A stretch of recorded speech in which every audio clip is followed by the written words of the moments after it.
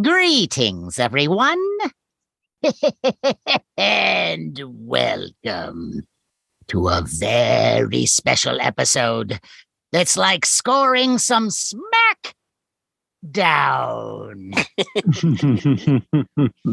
It's Monster Party. Monster Party! Monster Party. It's gonna be smacking. It's Oh, we're page gonna turning. smack. It's gonna be very Page- book smart. Yes. Smart. Yes. Oh man, when you know what? When you think excitement, you think reference books, right? Yes. We Oh. do. Well, we And- do. Yes, we do. but- We're a but different sort. Speaking of excitement, who are you, sir? I am excitement. I'm bottled excitement. I'm Matt Weinhold. I'm Shawn Sheridan. I'm Larry Stroth. And I'm James Gonis. Woohoo! And for this episode, we are returning to a much loved topic. We've done it so many times before, and people like it. We like it. It's They fun. love it. They they love, love it. it. Spontaneous. love It's it. very It's spontaneous. spontaneous. Anything can happen within the bounds of a reference book. So, hey, it's like Burning Man. So, what we're going to do here is we are going to do another round of the MAD Movie SmackDown Unleashed edition. Mad Movie SmackDown Unleashed. Yes, we're breaking through. Oh, yeah. And people know what this is. If you're new to this, if Why you're, don't if you you're just explain tuning- it? Yeah, 'Cause- give it 'cause just- you like to. if you're just tuning in and you just caught this, what it is it's like we all have reference books that tell about movies, about science fiction, All our fantasy, favorite and genre horror. films. Yes, a physical book, and we have a Mhm. bunch of these. And what we do is we'll page through one, just open it up and point and Yup. read off the title, and Right. we'll talk. Have we seen this before? Have we Mm. not? Who's in it? You know, is it Ooh. good? Yeah. Is it bad? It could be Right. a very familiar title that we've talked about a lot. It could be something none of us has ever seen. We don't know. But you And know what? We have turned ourselves on to many new movies by doing this. That's right. Yes. We're looking Indeed. through actual books. So take that, TikTok. Yeah. But you Yeah. know, Try Sean, to thumb through the internet. but to do this, we need an expert, someone Yeah. who's seen a lot of movies. He knows a lot of things about movies. He's not only seen movies, he's made movies. That's true. Oh, indeed. And boy, do we have the perfect guest for this. This is an old friend of ours. I'm proud to say he is a writer, director, producer with his production company, Rivendell Films. He's done a multitude of DVD and Blu-ray documentaries, special features, and commentaries. Some of these projects include Pure in Heart, The Life and Legacy of Lon Chaney Jr., Legends of the Dark Knight, The History of Batman, Sure. Shadows in the Dark, The Val Lewton Legacy. Oh, yeah. This is a multiple Rondo Award winner, Do including... you hear that, Larry? Yes, yes. Multiple Yes. Rondo winner. And Yes. now we can finally congratulate him in person for being an inductee into the Rondo Monster Kid Hall of Fame. The Hall of Fame. Guys, Hall let's of Famer. welcome back to the show, Constantine Nasr. Constantine Nasr. Oh, thanks, guys. I am in awe of your presence, sir. Well, no, I'm really happy to be here because you guys brighten my day anytime I get an email from you or I listen to you, and certainly when I get to talk to you. So, Yes. and we've done stuff together, which is cool. That's right. Yes, yes. Yeah, And I This is just really nice. love having Thank all you. those Rondo statues Well- just looking down at me. Yeah, from we have a their nice shot. shot of Constantine with all of his Rondos, and you got a couple Saturns Oh, there too. he doesn't have a ton of them. He's just, Oh, he's got has he, some. no, compared to you, he has Well, a ton. Because you have nothing. True. I also Nothing. I love the award you have in the back there, Constantine, which is the "I'm Better Than Larry" award. That's a really good one. Which is any I award. like that one. Yeah. but he's missing the I have a missing life what? he's missing the I have a life-size creature statue in my home doesn't want that. award. He Yeah, doesn't he want doesn't want that, that. Larry. Maybe That he should wants go that. right No, he behind don't you. want. No, he's got books. He's got things he likes. But look, this isn't about me. Yes, it is. No. This is about Constantine, and we're thrilled to have him Yes, Yes. for our Thank you, SmackDown Unleashed. That's right. You know, when I was a kid, like all of you, I assume you probably wrote your own like guidebooks, right? Everybody writes their own Lists of like, reviews. Yeah. And Mhm. I mean, I was the guy that like before I could buy a book, I was like cutting out the newspapers and TV guides. Yeah. And, Oh, yeah. and like photo albums with the plastic, and you can put them in order and then rearrange them. And, Sure. Like so yeah. We were back in the day. We didn't have those. We were from the Depression, so we used potato paste to stick them some parchment. Well, it's cool to actually do this because this is I mean I've listened to your SmackDowns, and I've listened when you've talked about like your favorite books, anything to do with books. Like I'm actually really excited. So this is a perfect thing. Oh, awesome. I hope I brought a couple fun ones, but Of course. yeah. Well, I I'm think, sure he did. And I think Constantine should start too. Yeah. Yes. Yes, So this is great. So, Constantine, why don't you tell us about one of the reference books that you're going to page through? Let us know what it Okay. is. All right. This one is old, and so the tricky thing is there are not that many new reference books. I mean, if you want to get True. all the new horror movies and stuff, it would be like this thick right now. Right. So a lot of these are older, but Yes. I have a couple that are really special that I like a lot. This one is the Horror Film Handbook by Alan Frank. Oh, Alan Right. Frank. Now, I him. love Creature Features and the Psychotronic, and I know you have them. So I Yeah, thought I'm we gonna got try those too, something yeah. else. But this is small and brief, so let's just flip through, right? Do it. Yes, Yeah. go ahead. So So here we go. The here we go. He's first paging round. through. Oh wow! He's And picked one already. Oh wow! What do we This got? movie just came out on Blu-ray, and I was supposed to produce the release, and it actually got canceled. Uh-oh. What? So I'm going to dedicate this one to Bob Burns. Okay. This is The She Creature. Oh, nice one. Oh. Nice She one. Creature. All right. You going to read it? Sure. The synopsis is: a fairground hypnotist mesmerizes his female assistant and brings forth a prehistoric monster from her previous existence. Absurd but enjoyable, the cast gives it all they've got, with echoes of Svengali and the search for Bridie Murphy. Nice. Yes, Yeah. very That's much a good so, little yeah. capsule synopsis. Yeah. There you Now, go. this is the one that Bob Burns actually played the monster, and the costume was made by Paul Blaisdell. Paul I don't Blaisdell. know if Right. Bob wasn't in it, but No, Paul I don't was, think. Yeah, I think he may have helped with the costume, but Maybe, it was Paul that played the creature, right? And to me, still to this day, one of my favorite Paul Blaisdell monster creations. I think it's so unique and so cool. It's funny because I don't think he gets a lot of credit. I understand how people say, well, he was given $50 to make this creature, and so he didn't have a lot of money, so he used his own ingenuity, creativity to make a monster. Some people feel like, hey, it looked hokey, it looked stupid, or you know Not what? that one. Well, I'm No, I just don't saying, think so. you know, give yourself $50 and try to make something as cool or interesting. The Exactly. she creature, I think, is actually his piece de resistance. It's like his shining star of his work. I mean, it's so good. It's like sort of the creature on acid. It's you know what I mean? It's got that creature feel, but there are so many things like the antennas and the different types of armor plating. The weird like claw stomach. Yeah.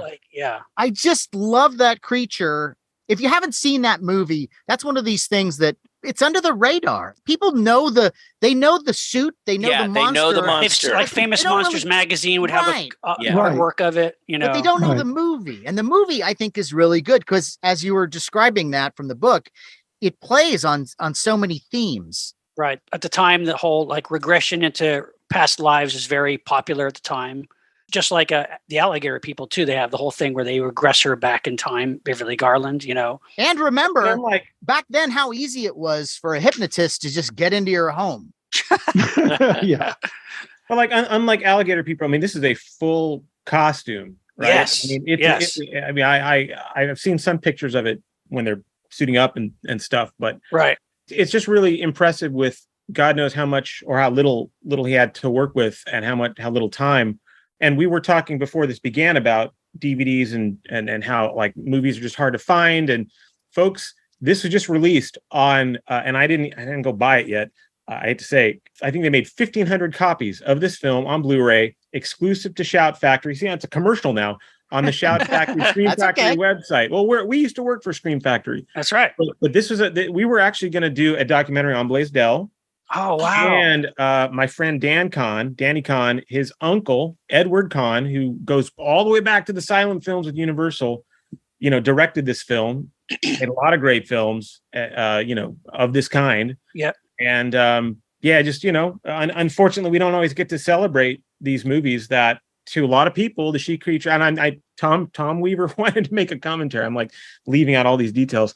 Sorry, folks, if you're listening, this could have been it. The problem is money, and of course, at the very least, we're very happy that you can go and get an HD version. And that is. I had no idea it was going to turn into a commercial, but that's okay. Hey, we love these. We movies, want people right? to see this, and it's true. Like what they say about Blaisdell was given very little money to make the creature, but like that's what people at that time and still now, when they see that movie, you go see the movie for the monster.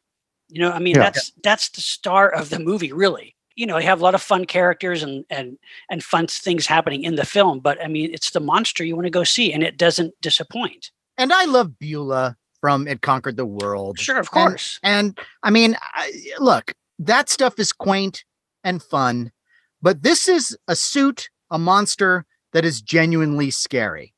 Yeah, I agree. And there's Beulah. We got Larry with his Jim Jenkins Beulah he's holding up. But it's a great design, and it's fun, and it's different. And that's what I always loved about Blaisdell's imagination, where he took that $5 and what he did with it. Yeah, think of the money and resources they had to make the creature from the Black Lagoon. He probably had 10% of that budget to make all. And he had to do it in a week. I think it might have been more like 2% of what they spent on the creature. Right. Yeah. But So that's a great one. And my only question is, could it happen?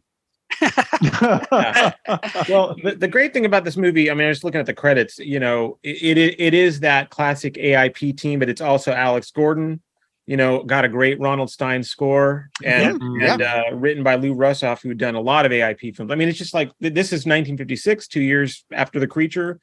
You make do, you want to make something that stands the test of time. And here we are talking. It's not, look, there's going to be some films.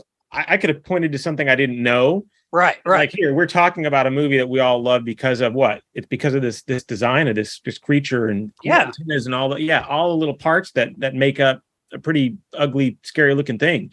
Yeah. Mm-hmm. Yeah. This is a great way to start. Yeah. Perfect. Great one, Constantine. Sean, why don't you go next? All right. I'm going to take, this is the book I've used many times in the SmackDown. This is a book called Horror Films of the 1970s by John Kenneth Muir. The 70s, of course, is a favorite decade of mine for genre films. And I'm flipping through now, and I'm going to point. And this truly is a fun film.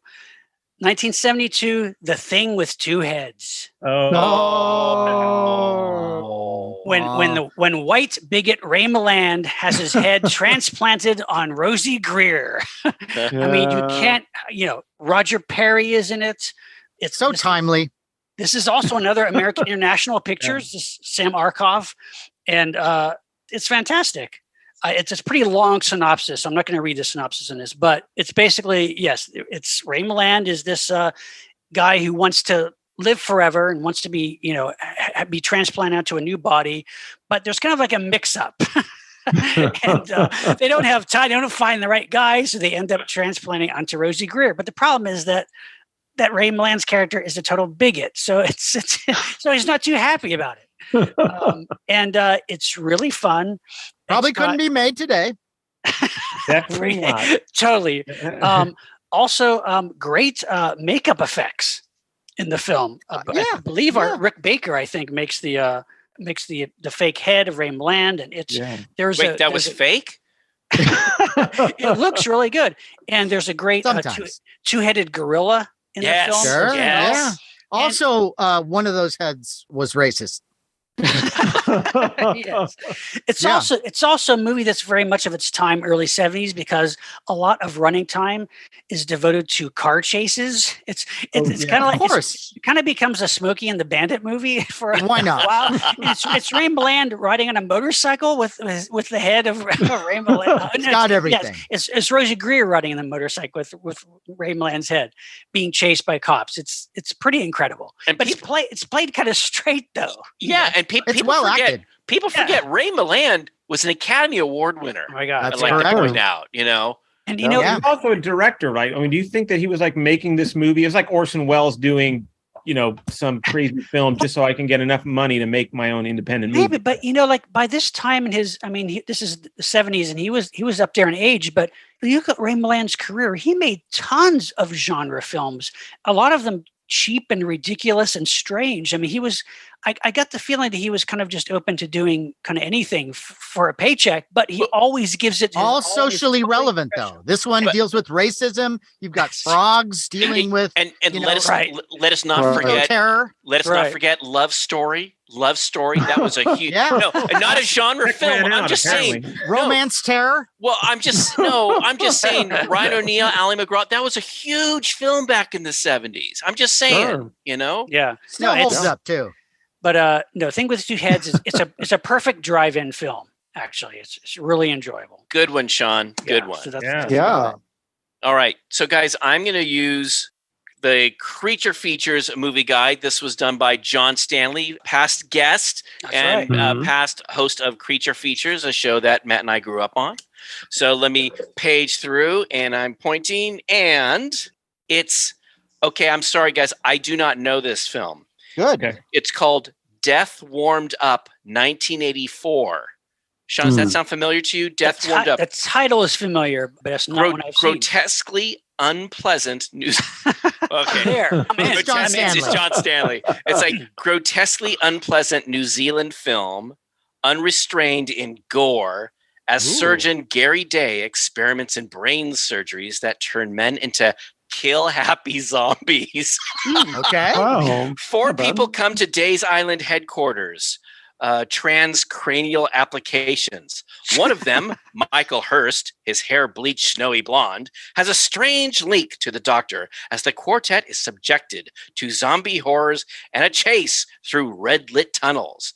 An axe in the stomach, exposed intestines, a man impaled on a spike, and a gun that fires light beams into the zombies. The only way to kill them are among the Gorities. Directed by David Blythe and co-writer Michael Heath. Grim stuff. Wish-washy beware.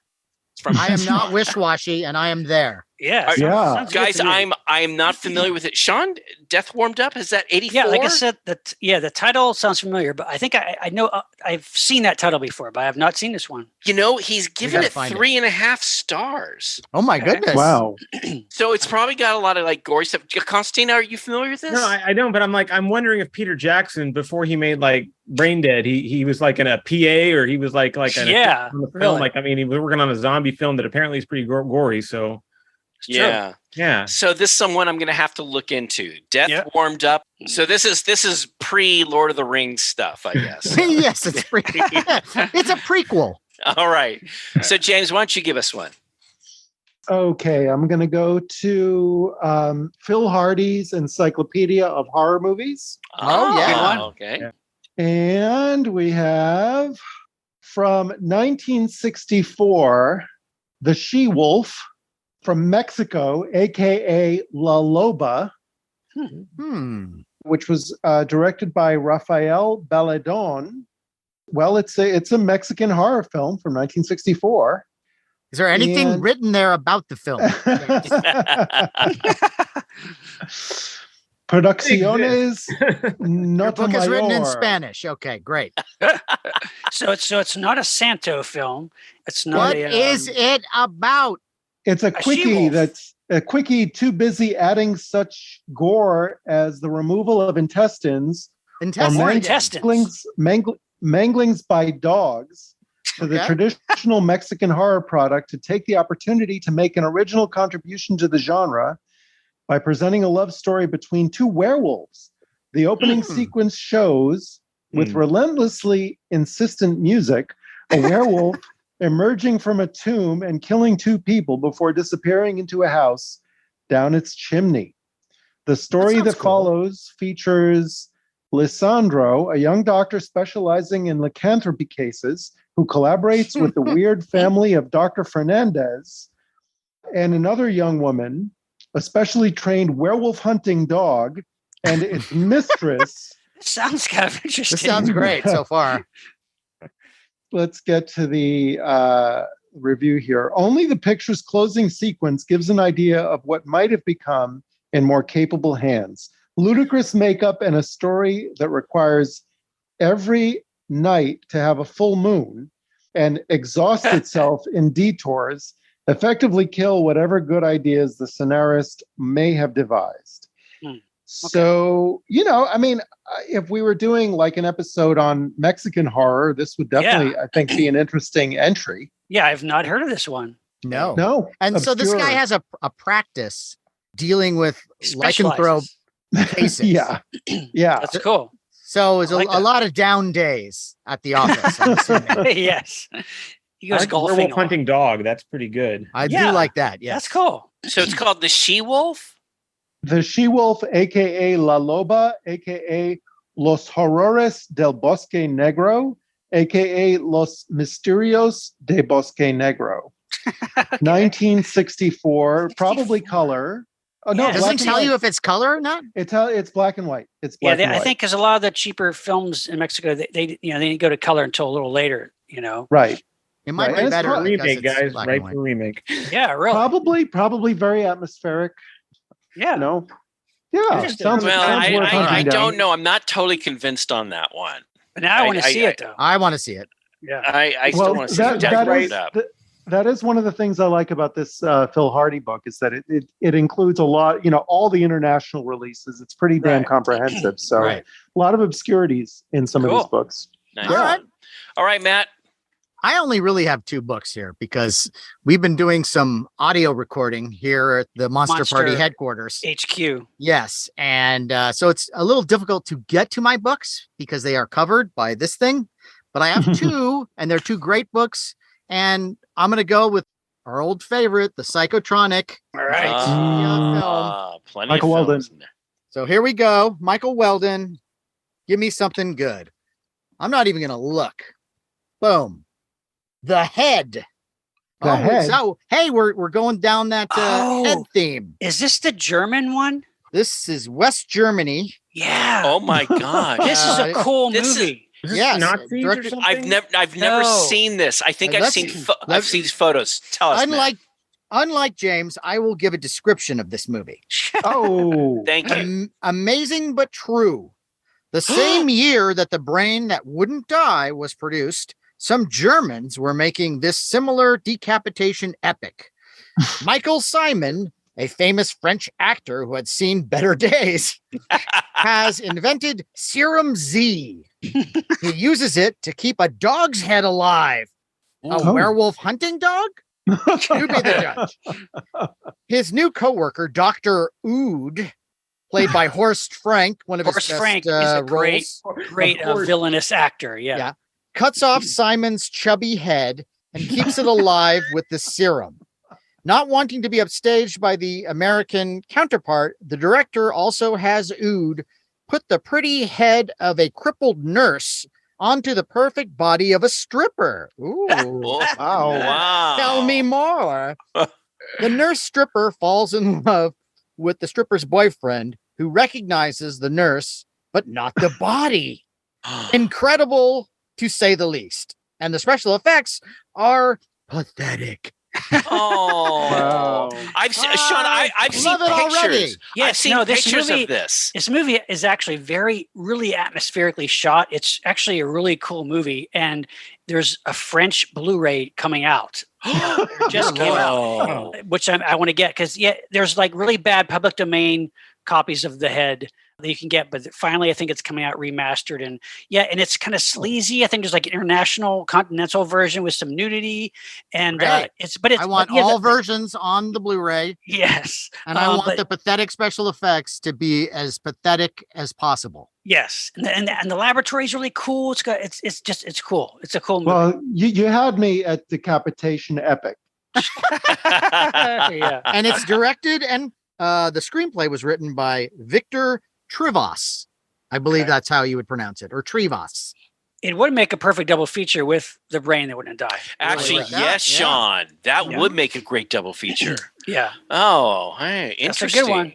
Nice now one, Matt. Now we're rolling. Yeah. All right, Constantine, why don't you give us another one? What a great variety that first round was. Yeah. Yeah, really. I got to ask you guys, do you prefer the original Psychotronic or the big, fat, double thick? Because I see original. the original. It's always I like both.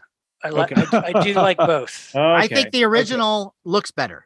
All the artwork inside and the the stills and everything, it's much better in the old version. But like so many of the titles that you missed in the first one, they do have in the second one. So true. It's good to have both. Yeah.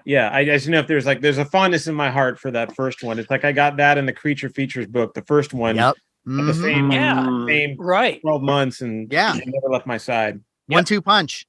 All right, Constantine, you're up. Let me see here. Okay, I got this one. The Illustrated Vampire Movie Guide. Nice. Oh, I have that. I got it too. I have it. I have all this guy's books. Yeah. Yes. All right. So here we go. All right. For listeners, he's paging through. He picks Near Dark. Oh, good one.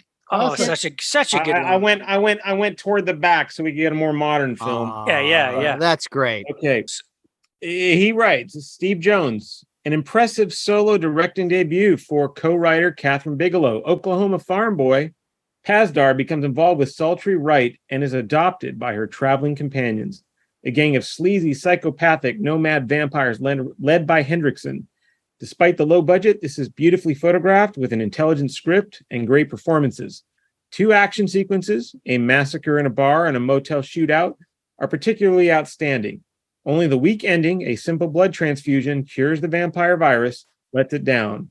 And he gave it 4 bats. And I don't know if that's 4 out of 5. Probably. Probably, yeah. There's 4 bats. Yeah. Good. I kind of disagree with being a weak ending. I mean, I agree. It's a great stylish movie. And some of the scariest vampires in this film, because they're psychopaths. You're just food to them. I also disagree about the ending, because is it any more absurd than any other sort of vampire lore? Right, I mean, it's whatever you want it to be. If a blood transfusion works, then that's what works. Right. And they've established that in the film. And so I bought it. But okay, if you want to say they wrap it up too quickly, fine. But I have been running into a number of people who have been throwing shade at that movie. Really? Yeah. Really? Yes. And they tend to come from the Lost Boys camp. There you go. Or people who saw the movie again and for some reason now don't like it, which is mystifying to me. I have a mutual friend of ours, who doesn't like it now. And I have tremendous respect for his taste. So I went back and I watched it again. I watched it on Blu-ray. And it's fabulous. It's so good. It looks different than anything that came out around that time. Really good. Especially genre. Yeah, really great haunting Tangerine Dream score. Which I have. Really good. Yeah, and every single one of those vampires that are, they're like almost like a biker gang, but they travel around in a Winnebago. And every single one of them is performed perfectly. The little kid whose name escapes me at this moment is terrific. I love him. And every time I watch it, I like it just as much, if not more, than the first time I saw it. Yeah, really good. I think it's like one of those movies in the 80s that did something just a little bit different, like The Hunger. Just tried something a little bit different. And you don't obviously go back to like Near Dark or The Hunger, but I think if you like those films, they sort of stand out because they are. People go to Lost Boys, and I love Lost Boys, and another one that everyone seems to go to is Fright Night, and Fright Night's fun. Fright Night's great. Yes, for originality. I think like a movie like Near Dark or The Hunger kind of, I'm not equating them. I shouldn't be, but it's another one that I think people don't always go to as a film. I think is really much better than in this group of like, oh, we want to watch our vampire movies. Near Dark is as good as you're gonna get, like in the 80s. I agree. And Catherine Bigelow, what a very talented director. What happened to her? Well, she went on to win an Academy Award for Best Director for The Hurt Locker, which is an amazing film. I mean, a different kind of horror, realistic, in wartime, but a great movie nevertheless. But she's absolutely amazing. And she's very talented. And from watching the extras on that Blu-ray, it seems like she just knocked the socks off of everybody. Like she really stood out and really had a vision that everyone respected. Yes. And we have to mention the cast. I mean, we got Adrian Pasdar, Jenny Wright, Lance Hendrickson, Bill Paxton, Jeanette Goldstein, Tim Thomerson, everybody at the top of their game. A lot of aliens people there. Yep. Right. And I didn't even realize until I read that she co-wrote the script. So like that, hats off for her being really a, there's the auteur. You can say this is this person's film, but I mean, she co-wrote it. I mean, her she vision had a vision for this. Yeah, definitely. So. Very fresh take on vampires. One of my favorite horror films. Nice one, Constantine. Nice one. Yeah. Sean? All right. I am also going to go with another Stephen Jones book, and this one is the Illustrated Guide to Dinosaur. Oh, I love that one. Illustrated Dinosaur Movie Guide. All right. But these Stephen Jones books can be a little tricky because if there was an episode of Night Court and there was a poster of a dinosaur, then it makes it into Stephen Jones' book. He's extremely inclusive of any reference at all to dinosaurs. Like you, James. Yeah. All right, we'll see what we get. Here we go. Ooh, how appropriate. This is a film that we are all very familiar with. 1966, Hammer, the Reptile. Oh, okay. He's a little tough on this one. This is the wait. The reptile is in the dinosaur book. Yes, exactly. Oh, yeah. I got to talk to Steve. Yeah. Okay, so here's his take on it. Plotting Hammer horror, scripted by John Elder. Jacqueline Pierce plays a young woman cursed by an Eastern cult who changes into a tatty snake monster created by Roy Ashton. She is finally destroyed in the inevitable fiery climax. Willman gives a solid performance as the enigmatic Dr. Franklin, and Ripper gets one of his best roles as a superstitious local. However, Barrett makes a wooden hero. Laurie goes well over the top as Mad Peter, and the Cornish settings just don't look convincing. Made back to back with Gilling's Plague of the Zombies. Well, I you said tatty? Yeah, I mean, I think Roy Ashton's makeup of the reptile monster to me is one of the most unique and startling makeups. Agree, Sean. Agree. I love it. I mean, it's a film that I didn't see for a long time as a kid, but I always saw those pictures of her as the reptile creature in Famous Monsters or wherever. And it was so striking and so cool. And I think it is maybe more of one of the more minor Hammer films, but it's very atmospheric. Jacqueline Pierce is great. And it's a good companion piece with another Hammer film. It works well as like a second bill to a bigger Hammer film, I think. And Sean, there's a toy. Wasn't there a toy that just came out?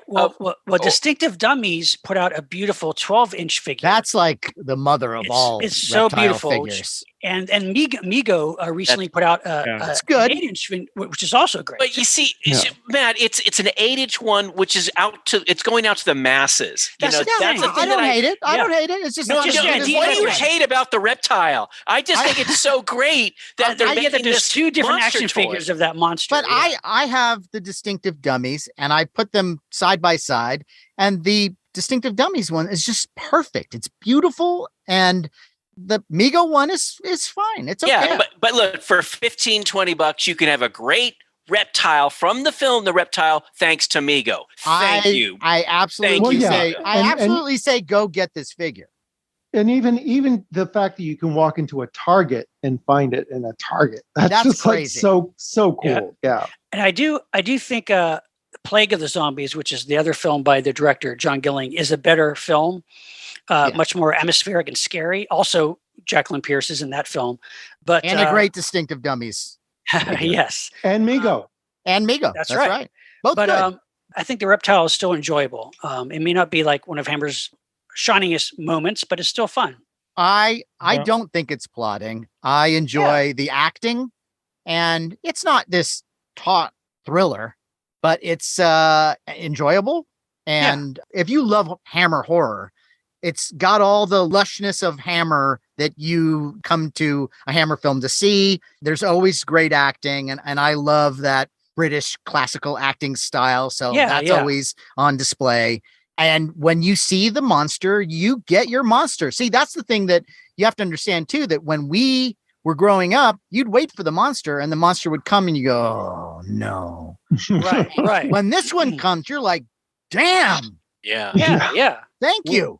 So I was waiting to see if they were ever going to trip into any film that I actually did a commentary on, and I did a commentary on this film. Did you? I did. So I won't even spoil my commentary for it was me and Steve Haberman and the late Ted Newsom. We did a commentary together, and so our thoughts are on the Scream Factory Blu-ray. There you go, another shout out for Scream Factory. But what I love exactly about the monster is particularly like there were very few monsters like the Fright Night vampire at the end, like the grin, like terrified. If I looked at a picture, I had to skip the page. I don't want to look at that. Right. But the reptile, definitely was really eerie, and it was a combination of the makeup. But I really liked what they did with the costume design. Yes. Because the costume really allowed for it to feel in some of the lighting, some of the sequences were lit, that the costume was part of the skin of this creature, So they were trying when they had very little money, and it was definitely this sort of back-to-back shot movie. I think they shot them in 4 weeks total, as opposed to the 6 or 7 weeks that normally. This one went out, I think Plague of the Zombies went out with Dracula, Prince of Darkness. The Reptile went out with Rasputin the Mad Monk. I could totally be botching this up, but anyway, no, there's some really great moments, especially at the end where like the little cave is on fire. Yeah. And she's like writhing underneath the blanket, and you're like, what's underneath there? And so you wouldn't have other things like, come out later without having what you get. And then it's a little paper mache at times, but the design itself is pretty creepy with the slick back hair, and and it's better than the Medusa. Yes. I agree. Yes. The Gorgon. It's also it's a very fresh take on a monster, as far as like she's not like a werewolf, she's not a vampire. You have other movies where like maybe an elder is trying to protect a loved one who's turning into a monster, but just being a reptilian snake-like creature, that's very different, because it's not your typical gothic kind of monster. And it's got a great score by James Bernard, so definitely check this out, folks. Yeah, good one. Nice one, Sean. Very good. Nice one. All right, guys, I'm going to shake things up a bit. I'm going to use the Encyclopedia of Science Fiction Movies. Ooh, nice. I love this book. Phil Hardy. I am going through, and I've picked out The Beast with a Million Eyes. Oh, there we go. All right. Another Paul Blaisdell. It is. Blaisdell movie, This flawed but interesting piece features a transferable force enclosed within the body of an alien being. The force lands in the American countryside and, by telepathy, transfers itself at will to animals and a mentally defective farmhand. Humans are attacked by thousands of suicidal birds, savaged by possessed dogs, and battered by lowering cows under its control before it's destroyed by an intelligent family who show it love, something the force can't abide. So this is directed and produced by David Kramarski, and the monsters by Paul Blaisdell. I have to tell you, I am not familiar. I think I remember the post. No, really? No, I remember seeing the poster for this, but I haven't seen this one. How about I take it everyone here has? A great lobby card of it. And the lobby card has it's the one you want. It's the alien slave. Right. And it's really unique, actually. that's a movie premise. that I like way more now than when I was a kid. Because the title lures you into thinking you're going to see a million-eyed monster. Yeah. And I think that they probably wanted to make something like that, but they just couldn't. So they explain the million eyes with the alien being able to look through all the eyes of the life forms that it has possessed. Right. And so that's fine. But the story and the way that movie unfolds, I just like it more now. I go with it.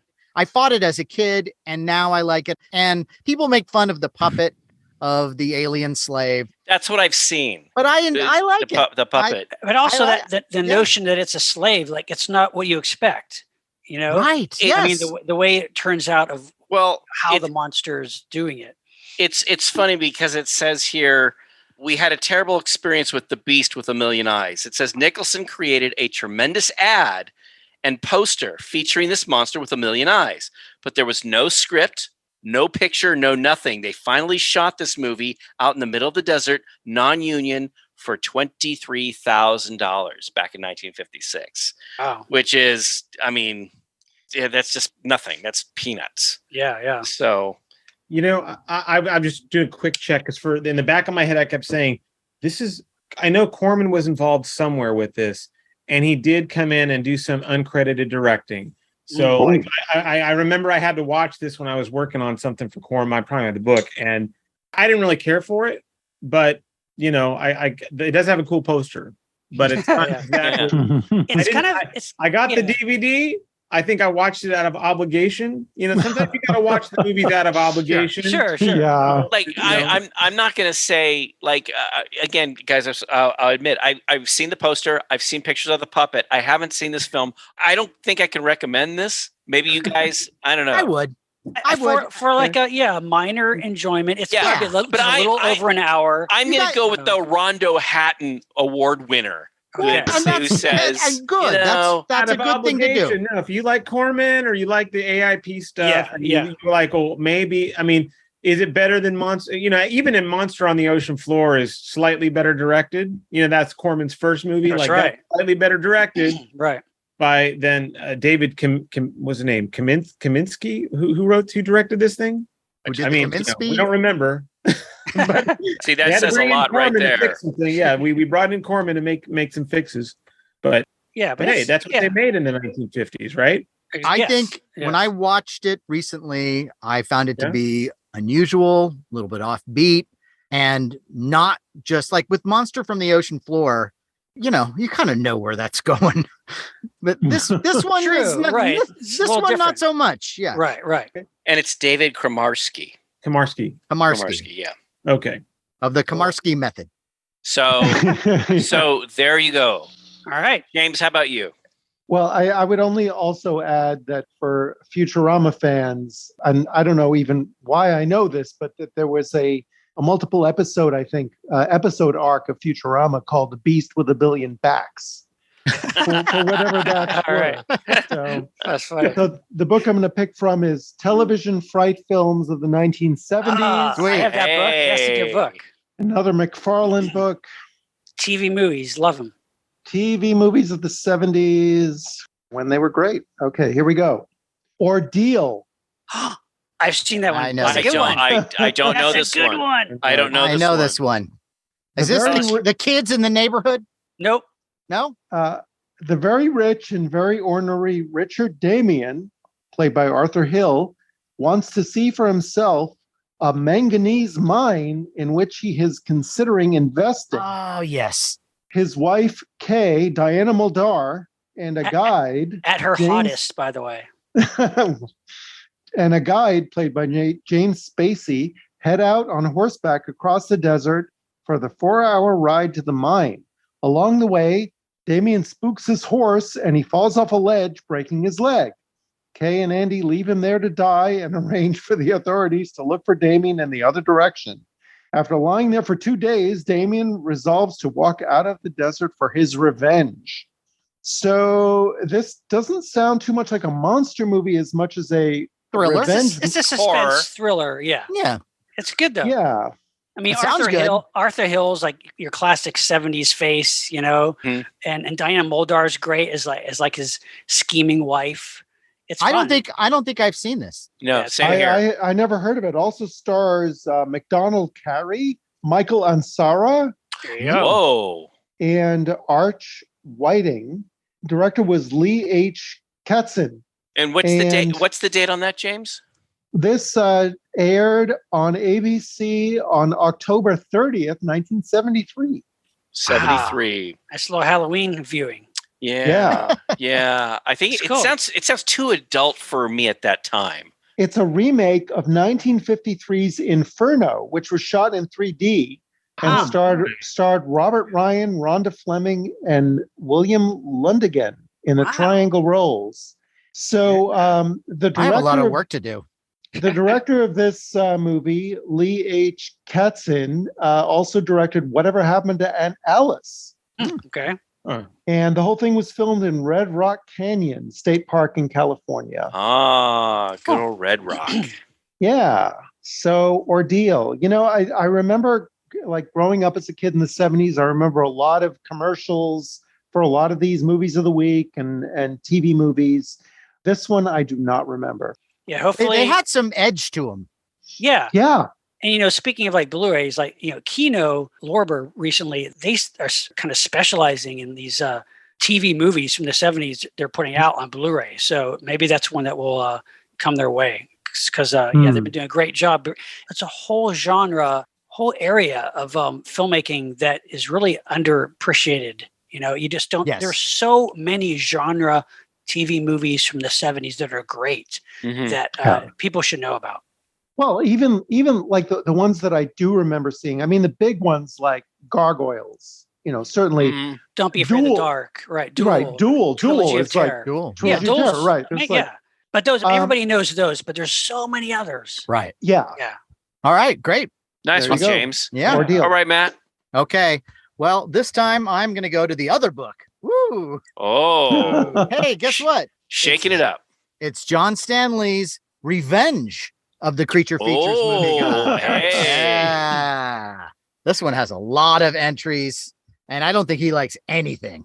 No, he does. He does. I think he's a little harsh on some of the Godzilla. He's a little films, harsh, but that's okay. It makes it fun. Yeah. So here we go. I'm going to do my flip. I'm not going to look.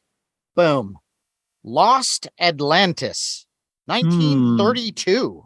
Good Lord. Wow. Boy, French director G.W. Pat's version of, oh my God, I can't even read this. I guess it's the French word for Atlantis. Okay. By Pierre Benoit.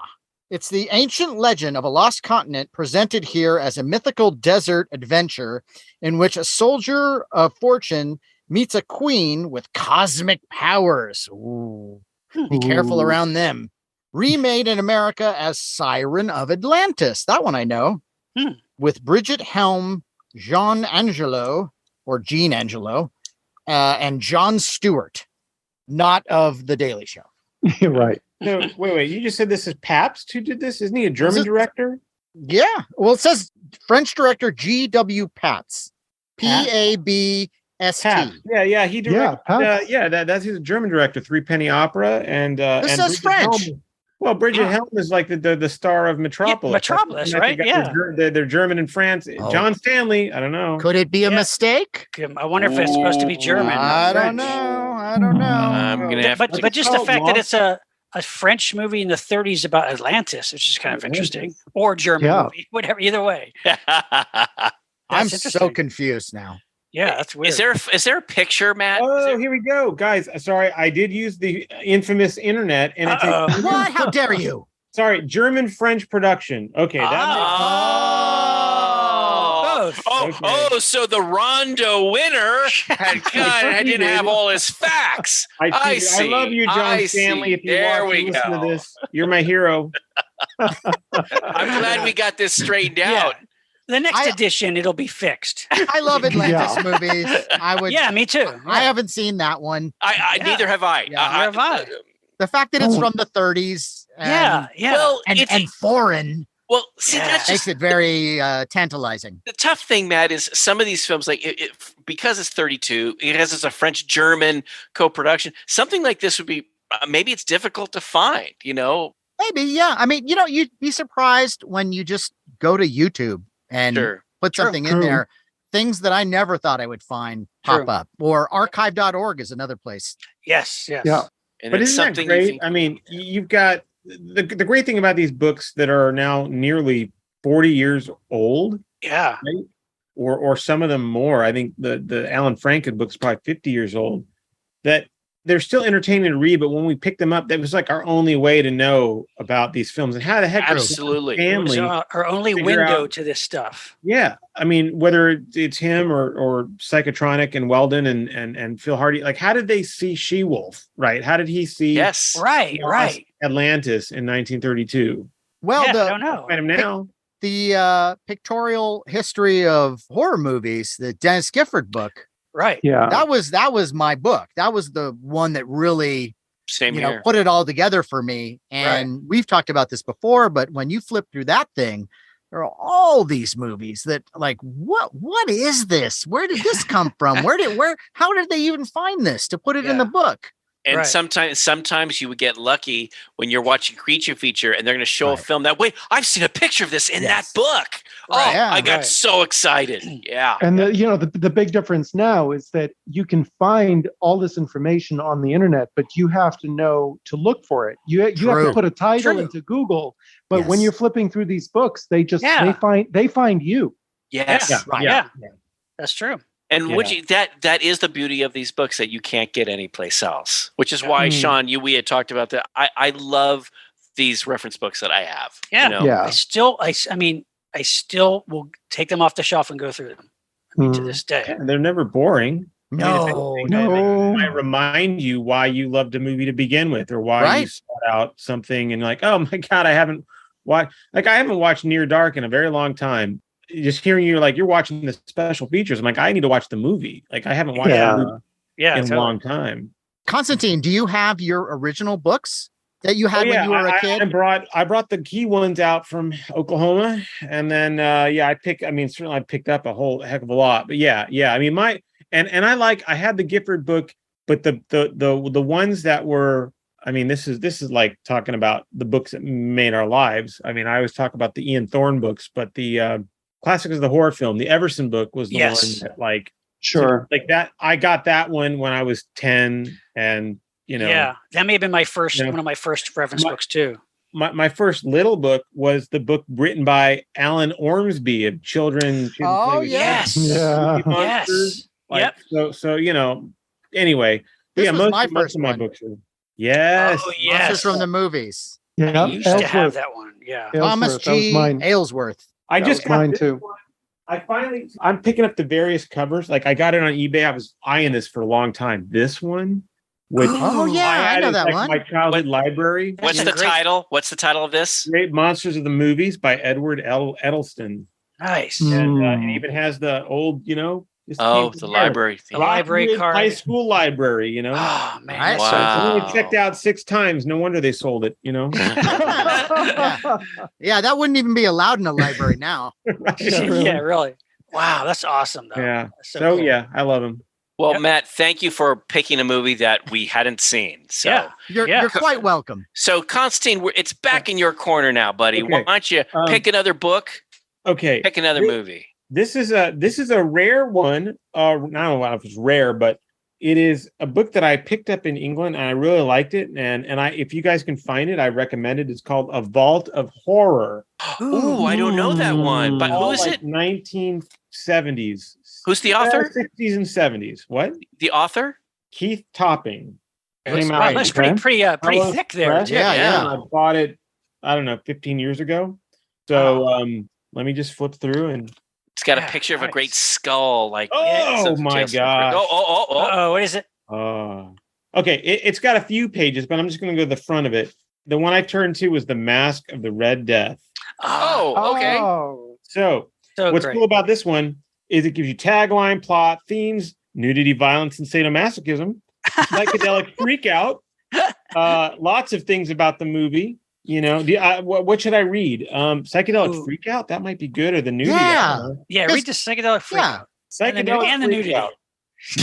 Considering it was 1964 and acid culture hadn't properly entered the popular consciousness, Juliana's consultation with Lucifer is, dare one say, a complete trip. Pursued through a misty landscape, she surrenders herself lying prostrate before various historical representations of evil.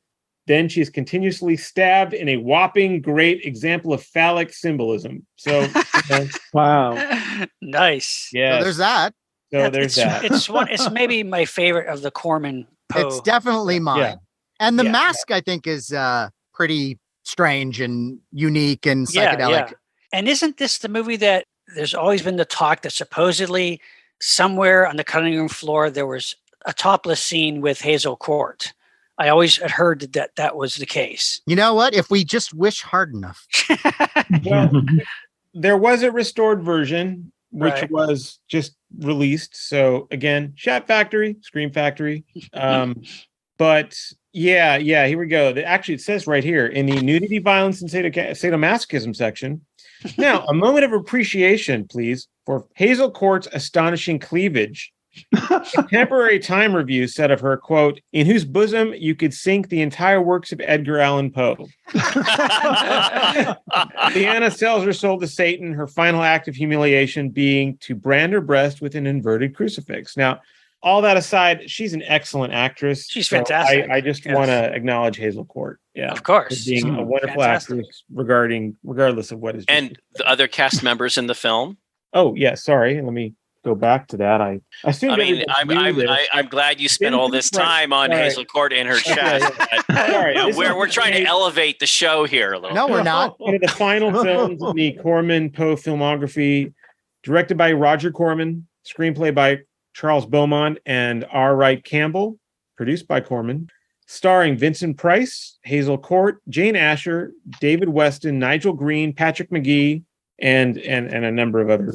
I love Patrick McGee. He's great. And the hot frog section of the film, he's wonderful. And this film always disturbed me, though. It always disturbed me as a kid because there's like this party.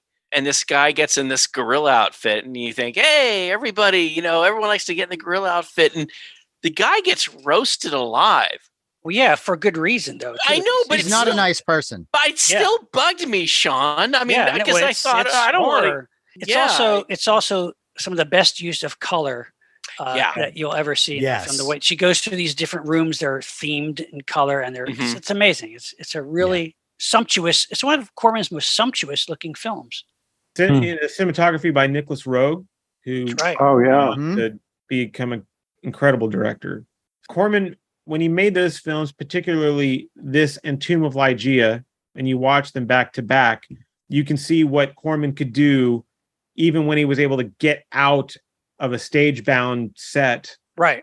And even when he was on a stage-bound set, like he was in Mask, by doing it elsewhere, out of America, out of Los Angeles, I think he was really inspired with this film and Tomb of Ligeia, with the type of actors he was working with, and having a little bit more money and a little bit more, there was an elevation, I think, with the craftsmanship of those British filmmakers behind the camera that had been working on Hammer films or been like working on A-list pictures, because they that there was a benefit to that. And I think Mask of the Red Death is like the pinnacle of it all.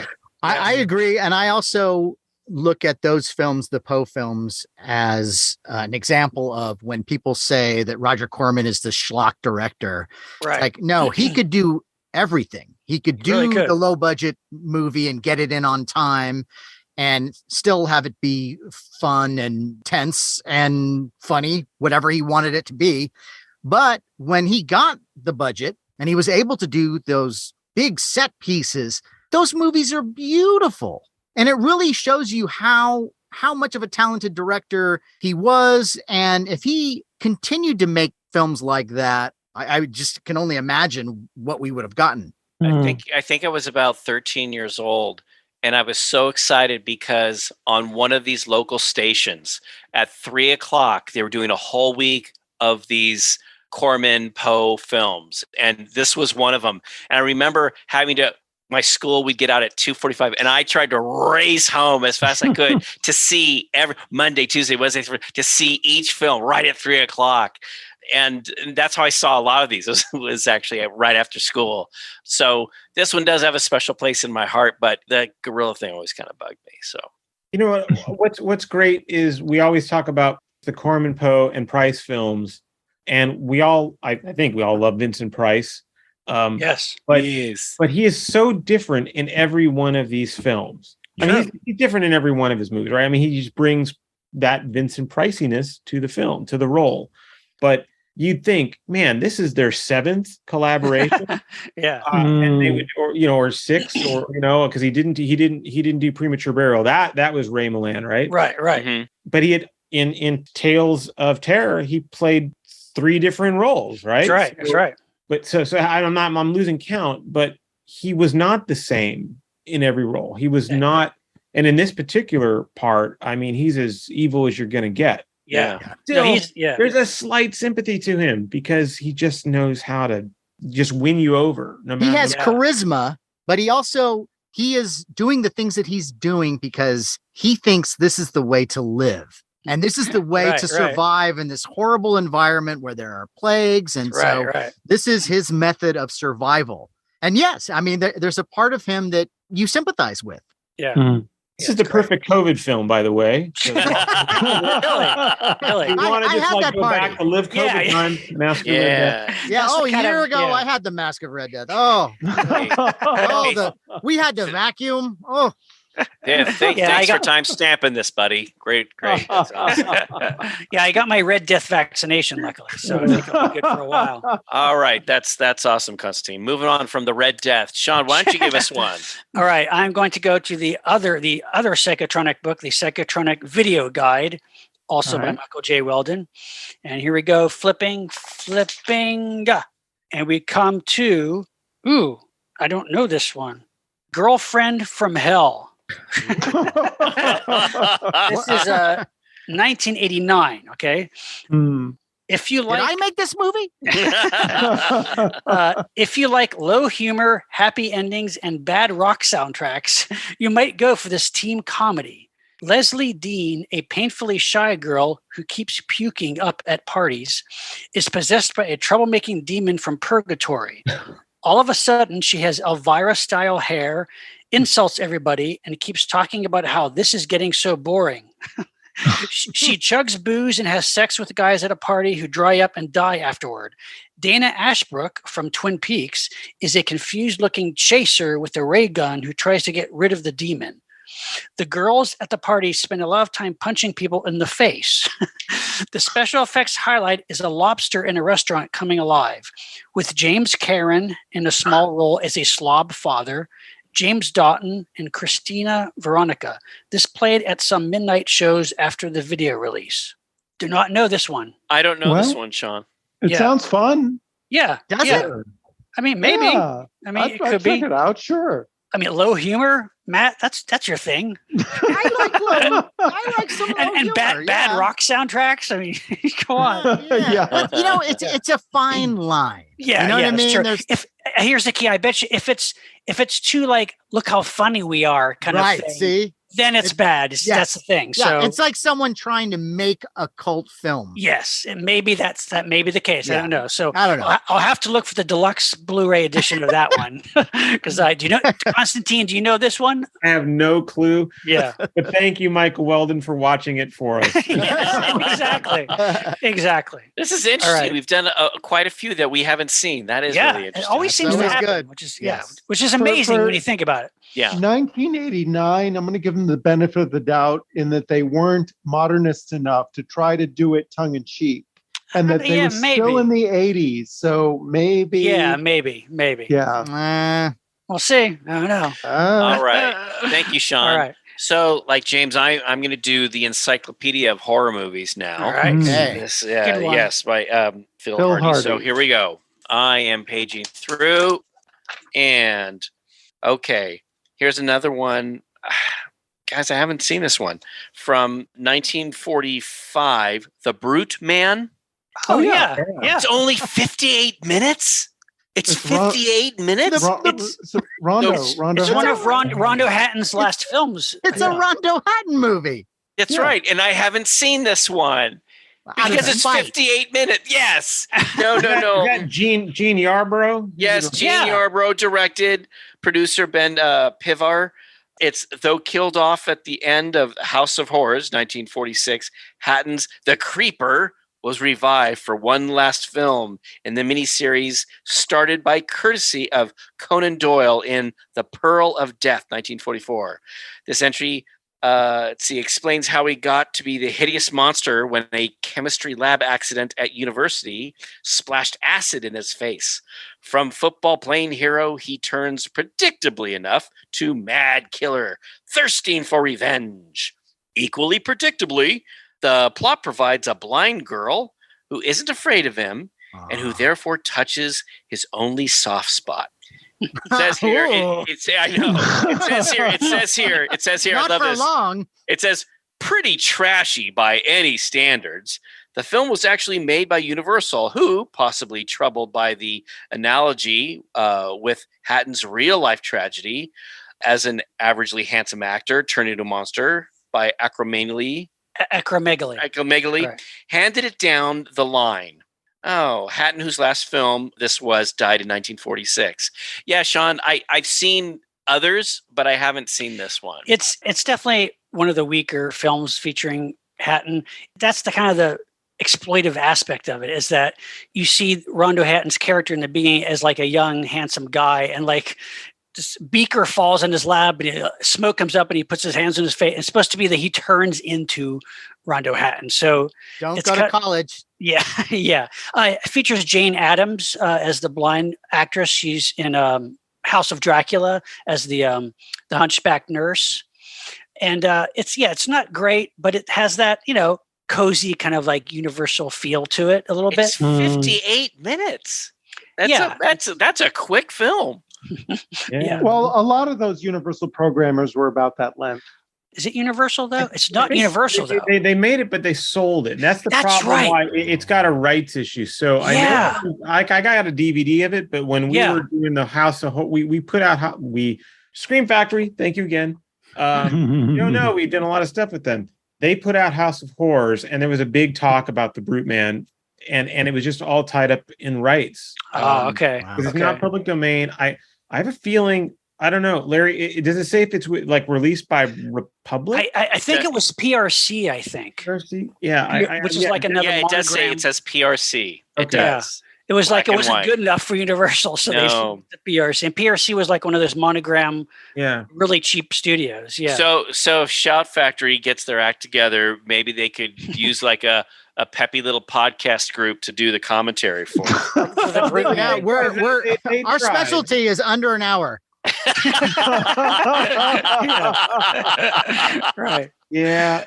It's too bad, but if you want to see Rondo Hatton act, House of Horrors is the one you go House of Horrors. I love House of Horrors. There's something about that movie I just always go back to. I love the relationship between Rondo Hatton and Martin Kosleck in that film. I think it's really fun. It's very atmospheric. It's kind of everything that the Brute Man isn't. Brute Man's like a very pale comparison to it, but it's trying though still to present Rondo himself as a viable, bankable monster, Yeah. No, I just think he's better. He's better as a supporting player. Yes. Yeah. And I think that's what makes House of Horrors work. You got to really.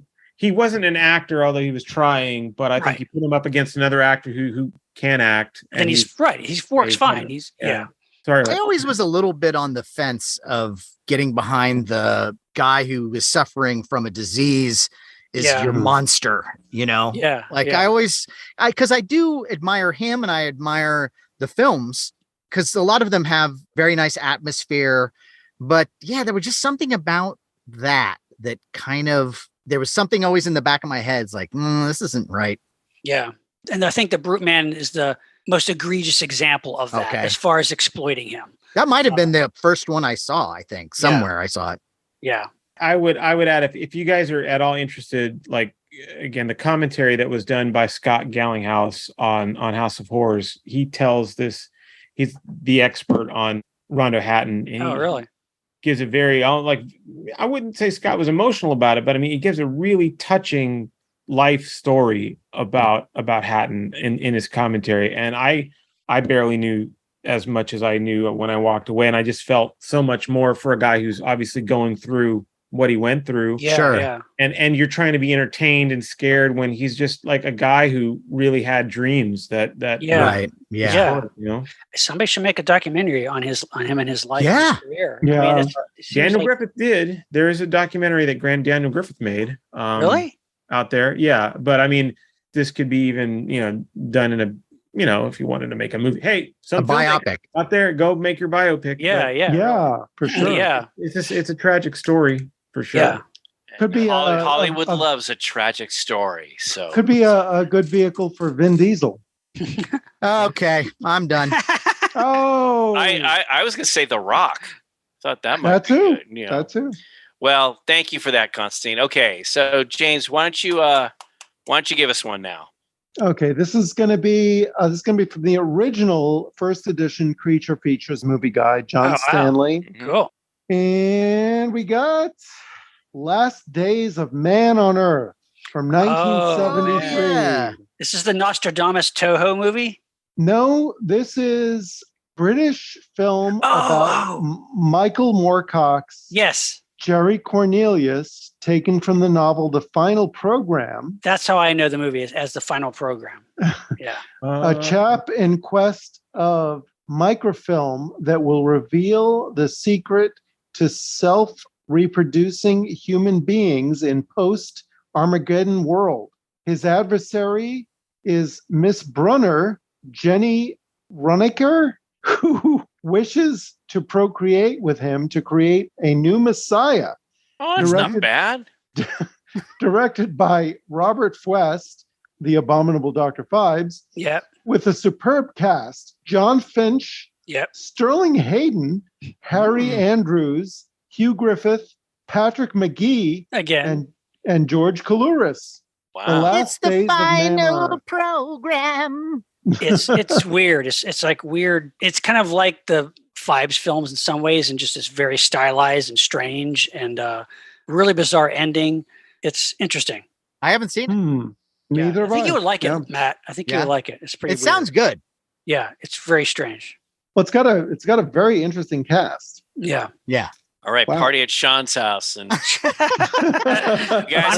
you guys can all smoke some long thing stuff. Whatever. Long thing stuff? Come on, stop. Being my James. grandpa, okay? But James, the reason I thought there's another movie, just a Toho film called Last Days of Planet Earth. That's right. Right. Also known as Catastrophe 1999, which is a crazy eco disaster Toho film. Mhm. That's what I was thinking of at first. But that's not the same as the prophecies of Nostradamus. no, you're right. It's another one, I think, right? Okay. Or is it? No, I think it might guess. be. I It don't might be know. the same I don't one. know. All right. Yeah. Is it All right. Prophecies of Nostradamus? Is that the one narrated by Orson Welles? Is that the one? No, that Might- one. That's that one is the called. late great Planet Earth. Yes. Hal Lake Lindsey. Planet Earth, Hal Lindsey, Sun Classics. Sun Classics. Yes. Yep. Yeah. That's another studio that we need all the Sun Classic films released, like the Mysterious Monsters and Outer Space Connection and Oh yeah. Could be Search an of Noah's episode. Ark, the Lincoln Conspiracy. All those have to be put out. All good. Sasquatch. So all the Bigfoot ones, yeah. Yeah. Constantine, you're gonna need to make some calls. Call John Stanley. He needs to do a commentary on these films. Well, this again, another one that I have not seen. Yeah. Wow. Well, Check it out. yeah. It is out on Blu-ray, Yeah. by the way. I picked up the Blu-ray like 5 years ago, and I've yet to watch it. So Of it's wh- still of which there. one? Final program, right? Really? Yeah, Final Yeah. Program. Yep. Yeah, lend it to Wow. us. It's wacky. Come over, we'll watch it, have barbecue, and smoke a hookah pipe. Yeah. I love it. Is I that love it. interesting? You're saying, hey, let us borrow it, and he's all, I'm not letting this out of my collection. You can come over here. Right. I'm not that I'll never see it again. Hey. No. I understand. I hear you, buddy. Like, you I want to hear borrow you. my book? I don't think so. Yeah, Exactly. but he turned it Oh. into an invitation to a party. So Yeah. you know, That's it's true. it's Come over. win-win. It would be That's right. a monster party. Oh, Nice. yeah, Oh. very nice. All right, Matt, All why right, don't Matt. you give us one? I'm ready to flip. Here we go. And I got the Psychotronic Encyclopedia of Film. Okay. The other book in my vast collection. That's right. Of film books. Here we go. Oh my God. This is perfect. The Ghost and Mr. Chicken. No. Maybe Matt's favorite film of all time. One of my favorite films of all time. And one of the greatest films of all time. Come on. It Up really there, is. I would say when it comes to horror comedies, it's like a trio. It's Abbott and Costello Meet Frankenstein, Right. Young Frankenstein, and The Ghost and Mr. Chicken. Because Yeah, that's a good, that's a good trio. I love this movie. I saw it at one of those children's matinees back in the day. You would get in your school, they'd give you like a big strip of all these tickets, and every weekend you'd go to your local theater and they would have a program for kids. Right. And, some of them were the ones that you would expect, like, A Man Called Flintstone and Yogi Bear. But then they'd have a Godzilla movie, and then they would have Don Knotts movies. And I remember seeing this, and what's so wonderful about it is how we always talk about playing the horror straight. Yeah.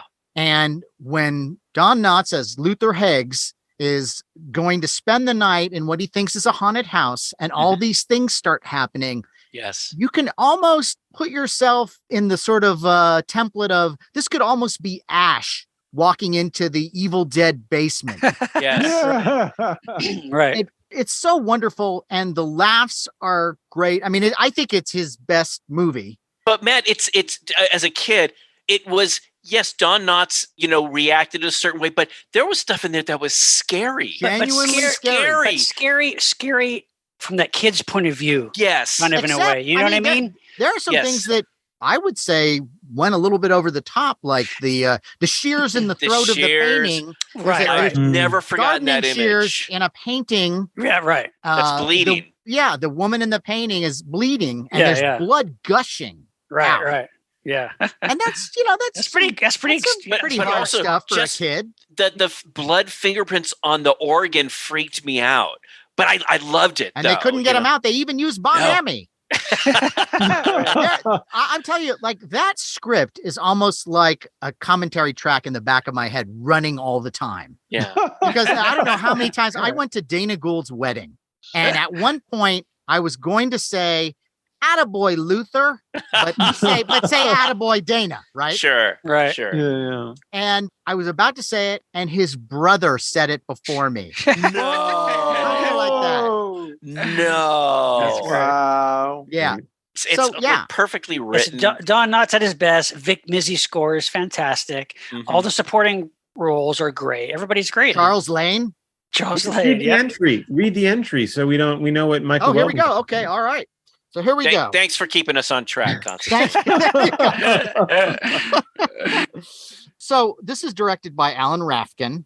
After leaving Mayberry, Don Knotts made a lot of movies you never saw. That's a lie, but okay. Maybe back then when he wrote that. Yeah, I don't know what he's talking about. This one, although light, is actually pretty good. As Luther, a timid small-town newspaper typesetter, he becomes a hero after spending the night in a haunted house, complete with a blood-stained organ that plays itself, and tracking down a murderer. With Joan Staley, Playboy's Miss November 1958, Liam Redmond, Dick Sargent, Skip Humyer, Cliff Norton, Ellen Corby, and Hope Summers, and as we said, Charles Lane. I'm telling you, this movie will change your life. It really will. There's so many great lines. The humor of Don Knotts' character comes from the character. Right. So not every line is like a joke punchline. Right. Yeah. I mean, it's just pitch perfect. And I love it. And I hear that somebody's going to do a figure of it. And when they do that, I want 3 of them. That's awesome. It's a wonderful film. That's a great one, Matt. Thank you. Thank you. That's awesome. Thank you, Psychotronic Encyclopedia of Film. Now go watch some more Don Knotts movies. Constantine, why don't you give us another one, buddy? Okay. Are you fans of The Private Eyes? Ever seen that one?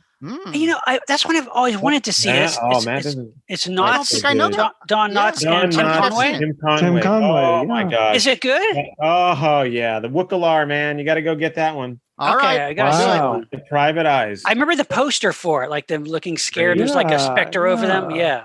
Funny. All right, I'm trying this one out. It's the Video Watchdog book. Oh, I remember that. Yeah. Yeah. All right, so I'm sure there are a lot of different. It's probably longer than Psychotronic, but let's see what we got. Yeah. And instead of stars, they give bones because it's a watch dog. Okay, what is this? Mill of the Stone Women. Ooh, that's a good one. Good one. Is it? That's a good one. Yes. Came out on Blu-ray. Tell me Yes. more. Oh, hold on. Hey, read the entry, man. Yeah, you're right, dude. Again, What I another think. one I have not seen. Very atmospheric. Never Mill of even the heard of Stone it. Women. I've No. lost the page. Mill of the Stone Women. Anything that starts with mill, I'm there. And Okay. ends with women. A recent, this is from Icon. A recent release from American Video is a sneaky retitling of Giorgio Ferroni's Mill of the Stone Women, formerly available from Paragon Video. You got to remember the context in which Tim was writing back in like 1985. Right. These like Video. video releases. Right. Paragon's cassette of this masterpiece of the Italian Golden Age was in very good shape, including a brief shot of a partially nude Liana Orphy tied to a chair, but certain imperfections of contrast continue to make a new transfer desirable. Yeah, anyway, it's a gothic horror film from 1950. Does it even say? I think 58 or 59? Right? Yeah, or 60, I think. I think it came out in 60. Guess what? What? I know a What? guy who is a computer. I wasn't 1960. sure, right? Yeah, Tim, you let me down. 1960. Apparently, Arrow has an amazing deluxe set. Yeah. And IMDb, it's in 19th century Holland, a professor of fine arts and his unlicensed surgeon run a secret lab where the professor's ill daughter receives blood transfusions from kidnapped female victims who posthumously become macabre art. Macabre art. So it's like, the female victims end up being like statues or something in this like Huh. in this windmill. It's really weird. It's weird. It's cool. It's beautifully shot. It's really creepy. It's a good on one. location too. Got some cool locations. Yeah. Mill of the Stone Women. There you go. See. Now, Wikipedia says the film is notable as the first Italian horror film to be shot in color. It is kind of like that. It's kind of falls in that transition period where it's not like the black and white, older like Bavas, but it's not quite yet, Dario Argento or anything. It's like right in between, but it's cool. It's not really a transition because it's shot in color. Yeah. I mean, but it's got like they're saying it's got a little bit of titillation in it. I see what you're saying. Okay. Yeah. I mean, there were certainly films that were influenced by the Hammer movement, and this was the first, I guess they would say, color gothic, right? Of one of the first for sure. Italian, movement. Yeah, it's good. I think I remember like late night television. I was a kid seeing it. It was like, what is this? It initially the plot sounds a little bit like Adam Age Vampire sort of.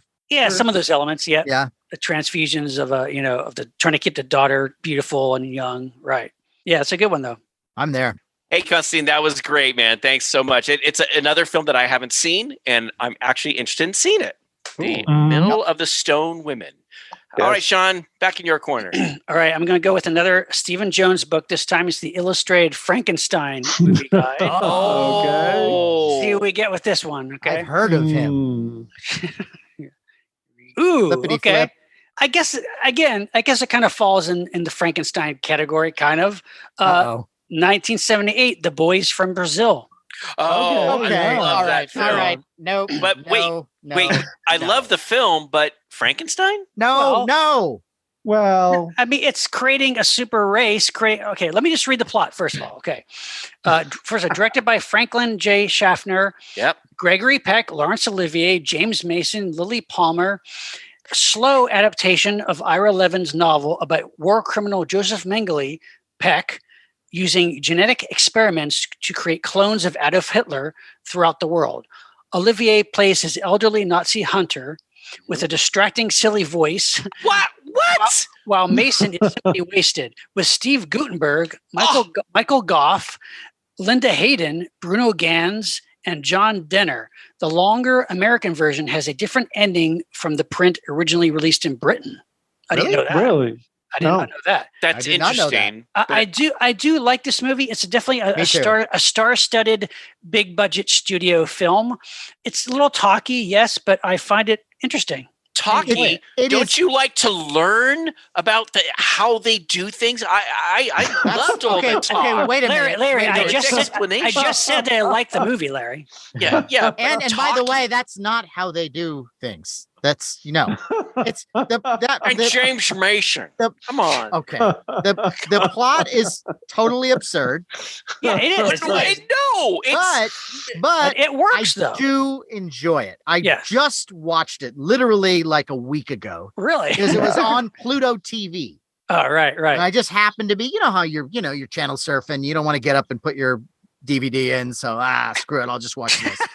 And I came in right at the moment where Peck was doing some speech, and I was in. It's like he's over the top, but exactly. He's so good. He chooses the scenery, and he goes for it. Yeah, he makes it good. He makes it exciting. You need to understand that for nearly his entire career, he's played the good guy. And here he plays this really bad guy. I remember when this film was being released and he was on the Tonight Show with Johnny Carson. Wow. And they showed the scene where as Mengele, he's at this party and he sees this guy who was sent out and he attacks him and beats the heck out of him. And they pull him apart and this poor man's old wife says, "Oh, leave him alone." And he looks at her and says, "Keep your mouth shut, you ugly." And he says the word bitch, but they bleeped it out. And then they come back and the audience just freaked out. Johnny Carson goes, "Whoa," and a little different from what you're used to seeing. It's a great scene. It's a great scene. But everybody's very committed and super serious, but it's great pulp entertainment. It really is. That's what it is. It's not, it's really. Well, Ira Levin had written this bestseller in the 1970s, which was just about the end, I think, of the period where you could take this fascination with Hitler and his legacy that seriously, where you could think that, okay, there's a plot to clone Hitler and make a movie out of it, make a story out of it. And, Levin's book sold very well, and it became this sort of now schlock movie. And Schaffner had done a schlock movie. Well, now it is. Now I look at it as schlock. Now I do. Back then it was like in a picture. I don't. Because you have to sort of take yourself out of this. The way that it translates now is that, okay, the Mengele character, he was such a proud member of the Reich and he wanted to carry it through, and you've got this plot to clone Hitler and recreate the conditions of his upbringing to the degree that his father has to die at a certain age. So you've got all these people. James, but Matt, it's absurd. It's totally absurd. That's what I mean. Okay, no. But Matt, I understand what James is saying. In other words, it's a drive-in movie made in a upscale, classy-looking film with a bunch of big actors. That's what it's a drive-in movie. And not only well, a schlock film doesn't get nominated. Doesn't get nominated for 3 Academy Awards and wins 2, sir. He was nominees for Best Actor, Best Film Editing, Best Musical Score. Jerry Goldsmith, hello. Well, it didn't win. Goldsmith didn't win that year. For that score, although it was an awesome score. It's a ton of fun. Yeah, regardless of what awards it won or didn't win. And I read the original book too. And the book it's pretty much beat for beat. Right. And it gets me that, it's like Laurence Olivier with his funny voice. He was nominated for Best Actor. I mean, he didn't win, but I thought he was wonderful. Me too. And look, I was hooked, man. I believed it all. Hook, line, and sinker. The movie, the reception, it has, I think, aged well now. Even though it was taken somewhat seriously back at that time, I think now if you look at it in context, you can be a little bit more forgiving. I don't know. It's weird. It's just like a strange. Well, look at The Omen. The original Omen is also a very over the top, crazy pulp love movie. it. That's great and entertaining, but it's the same kind of idea. It's big stars, really super committed performances, big budget, big set pieces, but it's a drive-in horror movie. But in 1976, whenever this movie, there was still maybe a possibility that cloning was like they were on the verge. Yes. If that was a thing, James, in the a thing. 70s, maybe, I know. Like that could be the true horror. That if anyone's going to be cloned, I guess it could be Hitler, right? Right. It's a great concept. It's a great high concept. And you can argue that trying to create another Hitler by recreating all the conditions that he grew up in, which you could never do. No. But there's a reason why the Nazis lost the war. A lot of bad ideas. But you see, that's why the film is called The Boys from Brazil, not Boy. Another thing too, I also think that there is a subtle and sometimes not so subtle vein of dark humor running all throw that. Yeah. I do think you're right. Yeah. Oh, I don't see that at all. Of course I you don't see that. No. Of course you don't. Well, I don't know. I don't know where you guys get the humor. This is funny. Mr. Literal. You take everything literally. So on of course face you don't value. see the humor. If it won an award, it has to be a great movie. I want to know what the Rondo guy says. Constantine, what do you think? I don't know all of Ira Levin's work. I know Rosemary's Baby. I know Stepford Wives, and I know you saw this movie, right? Yeah. So it's like that. All of his films are comedies to some degree. Yes. Comedy? No, they've got a comedy. There's a subversive area. Yes, there's a humor level of dark humor that Larry will never see in these movies. Nope. I don't know where, but it does exist. He just doesn't see it. The end of Rosemary's Baby is tragic but funny. Yes, I mean it is. Yeah, it is. You're sick. You're sick. That's funny. No, you're sick, sir. The actress, the writer, actress, the co-star of the movie, Ruth Gordon. Ruth Gordon. I mean, she's funny in that film. Oh, she's hilarious. Great. When you see a bunch of old fogies get up and go, "Hail Satan, Satan live!" It's ridiculous and horrifying at the same time. Right. Unless of course you actually had grandparents who did that and freaked you out. Your grandparents raised Satan? No. Yeah, your father was Satan. I know, Larry. You just don't see. You just can't see another aspect of it. You just see it on face. Surface value. I'm like regular Joe. Regular bubblegum bazooka Joe. Yes, exactly. Yes, we know. But Larry, you just have to accept the fact that there may be other levels and nuances to a film that you just don't understand. No, I just think you see things that aren't actually there. No, so everybody else does, but not you. Not you. Everybody. Everybody here. Everybody here. All the film guys. Everybody. How many people in this room here? Saw dark humor in the works of Ira Levin? Okay, you know what? Okay, this is great. Lost. No, I think this is great, but it's time for us to move on. Okay, we spent enough time on this topic. But can I just say one thing about? No, you're done. Yes, no, he's not. He's not.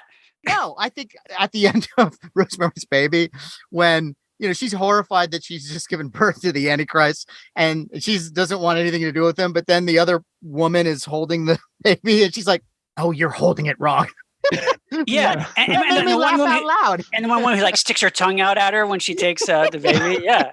It's just that it makes it more creepy and unsettling with that aspect of it. Yeah. On the subject of Ira Levin, it seemed to me that the one thing that was his hook that was in all of the things that he wrote was that you can't believe that the person that you love and trust the most is going to sell you out. And the moment in The Boys from Brazil that I think that turns the whole thing, the whole thing is built around is that you have a kid with somebody and they're ready to throw you off a cliff because at a certain age you're supposed to die because you're his father. Right. That's the Levin hook. Which is cool. And that goes the other way today with like something like Get Out. Right? Like you're just fucking set up, man. You're the most loving, perfect girlfriend. Guess what? Right. Yeah. It's like, but Levin's tapped into that early on. There's also another book that has not been made, and I read this not long ago, and it's called This Perfect Day. Yeah. By Levin? Science fiction. Yeah, and it's a science fiction thing. It's sort of 1984-ish and Brave New World. Yeah. And it's not a perfect book by any means. but there are a lot of interesting ideas all the way through. It gets really convoluted and messy at the end, but I would suggest reading it because a lot of the elements that we just spoke about are in this novel. And on the subject of Levin, in Stephen King's Danse Macabre, he goes into A Kiss Before Dying, which was an early Levin book, which he said had an incredible plot twist that does not work in the movie versions.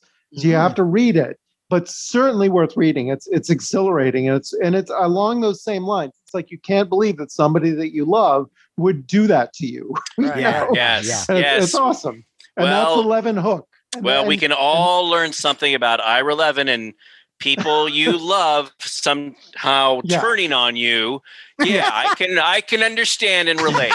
Thank you, James Gonis. All right. Thank you. I think we'll save the rest of this for our Ira Levin show. Yes, we will. We'll save this for our "We're All Turning on Larry" episode. Okay, I think we're done with this particular film. All right. Well, hopefully this is going to make me feel better. From 1955, Godzilla Raids Again. Oh, yeah. Okay. Now, that's obviously a comedy, as we know. Okay. Okay. This is what I'm going to say, Sean. I think maybe some of the comedy may be unintentional. I would go with you there. Just because for listeners, this was actually the second Godzilla film that was made after the original. And one of the things they did, I believe, was a mistake. To kind of make Godzilla seem like he's big and lumbering, they would speed up the camera so he would appear slow. Well, for some of the fight sequences between Godzilla and Anguirus, who's such a cute monster, I think they actually another problem with the movie. Slowed down the film, thinking, "Oh, we need to slow." It's like someone got it mixed up because the fight is sped up. Yeah, and it's like, and it bugs me. And I remember as a kid watching it, Sean, going, well, why didn't they just film it at regular speed? Why are they making them fight so much faster? Yeah, it is odd. I mean, I wonder if you'd think they would try to fix the issue before it was released. Well, you should just add, when you're watching it, play the Benny Hill music. Yeah. Oh, there's your comedy. Now, so look, as Godzilla films go, it's not the best Godzilla film, but it says here, sequel to Godzilla, King of the Monsters, features the towering Infernal as Gigantus. The destructor of Tokyo is trailed to an island where it battles Anguirus, a spiked creature with wings. There's no wing. No wings. What John Stanley. Oh, he's thinking of Reptilicus. There are little wings on Reptilicus. Anyway, so Godzilla stomps toward Tokyo to make it a tale of one city. Directed by Moroyoshi Oda with effects by Eiji Tsuburaya. And it says here, the 1959 US version was directed by Hugo Grimaldi, a.k.a. Gigantus the Fire Monster. And he really doesn't give an opinion. I guess maybe it's like, I think it's notable, though, it's the first time we see Godzilla fighting another monster. Right? Yeah, that is true. That is true. It's the only new Anguirus is the first other kaiju in the Toho realm. And that's not Godzilla. That's not the original Godzilla. No, that is somehow an offshoot or a second one. It's weird because Anguirus goes on to have that great little ear voice later on. So not bad. Well, thank you. I do that better than James Mason. But not my favorite Godzilla film, but I do like the poster's kind of cool because the monsters are red. It's kind of it's got a very 60s style to it in a way, even though it was done in the 50s. So there you go. Godzilla Raids Again. He gave it 3 stars. Anguirus, as a monster, I've always wanted to like him, and I always like him. I've grown to like him over the years. He's still way down there on my favorite monsters. He's crawling. Yeah, and I don't understand why he's crawling. If they made him to look like he had tiny legs, that would be different. But he's crawling. Yeah, on his back knees, kneapped him before he decided to fight Godzilla. I mean, I don't. It is someone Tanya Harding him. Constantine, you know what we're talking about, right? You know, I do. Yeah. Okay. Yeah. I'm not an expert, so I need to remain silent. I enjoy Godzilla, but what is your Rondo does? You don't have a Rondo up there for Godzilla? No. But I do like this film. Yeah. I like it. Okay. It's a weird little chapter in the Godzilla. I don't love it, but I like series. it. It's a transformative movie, right? It's the one that like says, I mean, because it's definitely different from the first film. Yes, it's black and white. You don't get into all the beautiful color of the later Toho films, so which is maybe another reason why it's not the most popular. Yeah. Well, that's just it. Really a horror film. I mean, it's a monster film. It's not a horror film, right? Yeah, kind of, yeah, more unless you're in one of those little tiny houses that are being destroyed. Well, I mean, there's a sense of it leading towards the fun, as opposed to like the first movie is just Yeah, darker, somber affair. Yeah, right. Well, what it does do is it establishes Godzilla dying within a frozen like iceberg, where in the next film, King Kong versus Godzilla, he could come out of the iceberg in his big entrance. That's right. So there's that nice continuity in that. Yes. Respect. Yeah. But you were saying earlier that it's not the same Godzilla. No, because the first Godzilla, the first one is disintegrated. It's a skeleton. Right. That's the last frame. How do we call this one? I mean, is it just Godzilla? So you could say that maybe Godzilla is the type of creature it is. Yeah. Species, and maybe this was its son or spawn or mate. You never know. Yeah. Okay. Just wasn't sure, because they don't really clarify that. So no, they don't. Yeah. But in it's a little more sexy slash fiction. It's James Bond. Right? It's ambiguous. Exactly. Yeah. Exactly. All right. So there you go. He also has little ears, doesn't he? In this, he does. He has little ears. Yes, he does. Kind of cool, actually. That's neat. Yeah. Anyway, so there you go, James. All right. I'm gonna go back to. I'm actually gonna go to the original Psychotronic for this one. Cool. Go, man. All right, and we got Magic, 1978. Oh, that was just on. That was just on. Really? Yes. Directed by Richard Attenborough, produced by Joseph E. Levine, written by William Goldman, based on his novel, an uneasy update of the old ventriloquist taken over by his evil dummy theme. Anthony Hopkins is a big success with his ugly, foul-mouthed dummy, Fats. He goes to the Catskills to see his former love, Anne Margaret, and kills her husband, Ed Lauder, and his agent, Burgess Meredith. It was a substantial hit. Really? Yes, and was nominated for an Academy Award. Really? Ooh. I don't remember that. You know what? Hopkins might have been. And all the comedy in that, Sean, right? Yeah, there is comedy. Yeah. I saw that comedy. I remember reading a review where it said that Hopkins was in a role that was designed to be overrated. And I never forgot that. It's like, yeah, I guess. Yeah. See, that's so pretentious. I agree. Well, yeah. No, I mean, I like it. I mean, me too. I mean, I haven't seen it in a long time, but I remember being pretty creeped out by it. It had a great ad campaign. Do you remember that on TV? Do you remember the rhyme? Yeah. We're dead or something. Well, Hocus Pocus. I taught it to my daughter, and she said it was so creepy. I'm trying to remember it. It's like abracadabra. I sit on his knee. Presto changeo. Now he's me. Hocus pocus. We take her to bed. Magic is fun. Yeah, we're dead. We were dead. That's right. Yeah, we're dead. That's pretty. I like that. And the commercial, what I remember seeing, because this was an ad campaign, it wasn't in the film. It's the puppet, and it's a slow crawl up to you get to his face as he's saying it, and it was such a creepy, unsettling preview, if you will. And then after he finishes this poem, then the announcer would say, "Magic is a terrifying new film." And then he would close his eyes, and then his eyeballs would look up. Do you guys remember that? It was pretty cool. Anyway. I just recently, there was a documentary. I think it's part of a series, and I wish I could remember what it was called, but it was this guy talking about his relationship to the film Magic, and how when he was a kid, he wanted to be a ventriloquist, and he got Danny O'Day.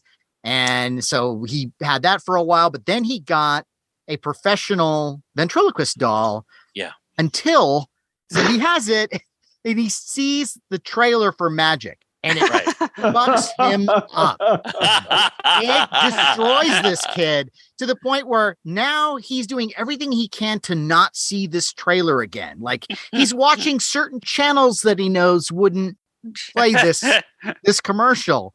And every time he would see it, it would freak him out. And to the point where then he put his ventriloquist doll in a box and put it under his bed, but then he remembered that it was under his bed and like, oh, I can't have this thing under my bed. So he hides it, like, and it just ruined him forever until years later where he finally saw the movie and liked it and was, came to grips with this thing. But it was a really interesting story. And it just goes to show you how powerful advertising is. And we all remember that. Like we all saw that commercial again and again. I think I remember that commercial more than the movie specifically. I think you're right. Yeah, it's also kind of a movie that, I mean, we know about it, but I don't think a lot of people know about that film now.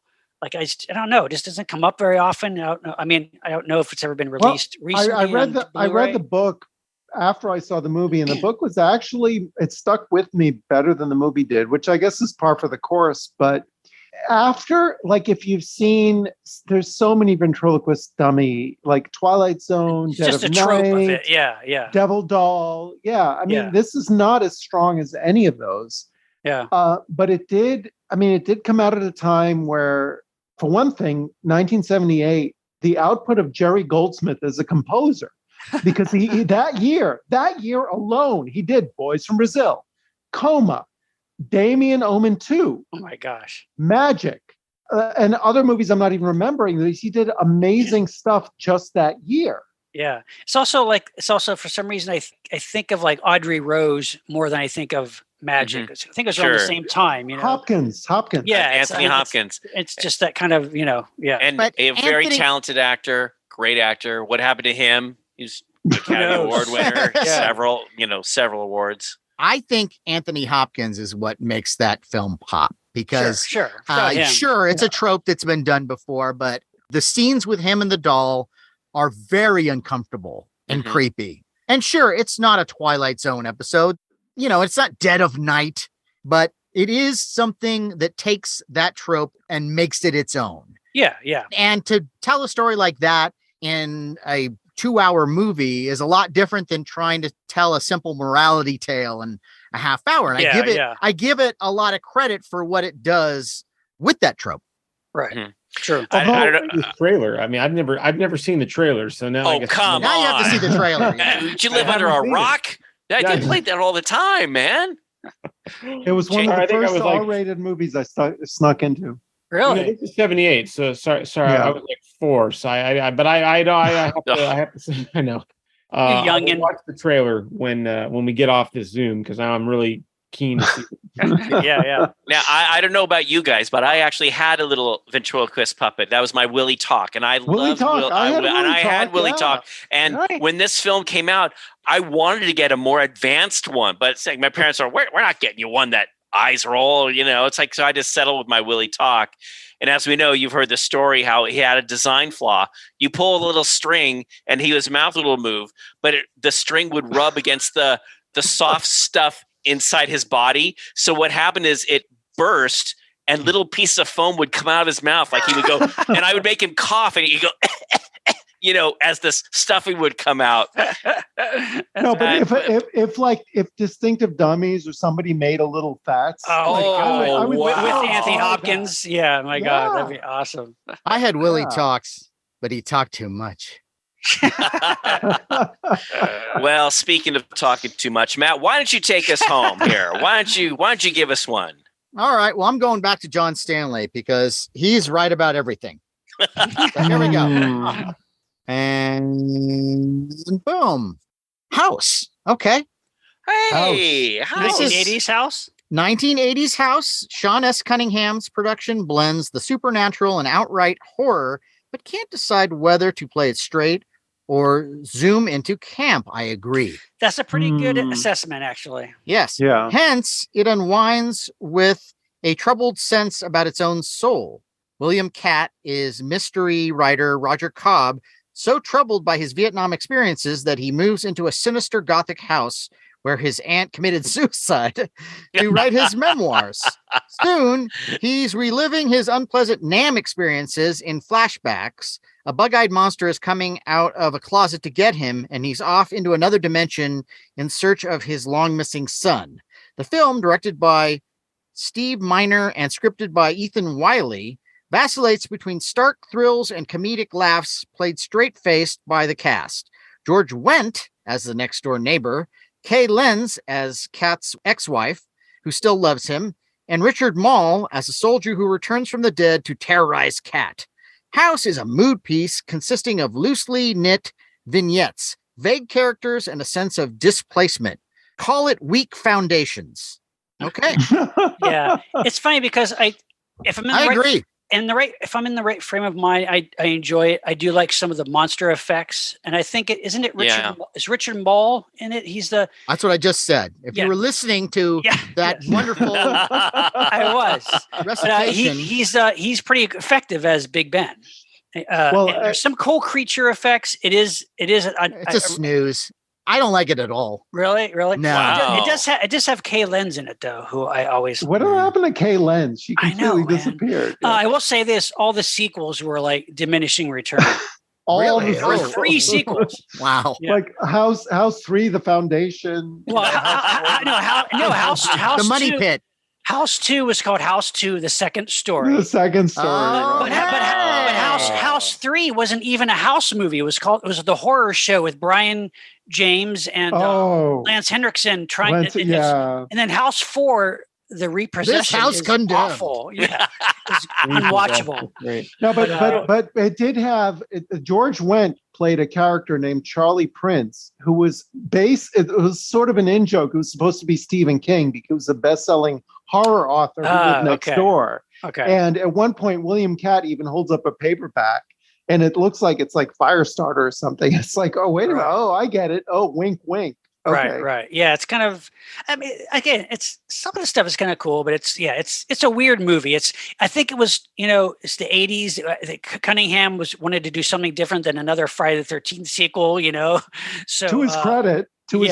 Trying to do something different, but it has. Not its everyone fans. can do comedy, okay? Sure, And sure. and that's one of those movies that I would never want to watch again.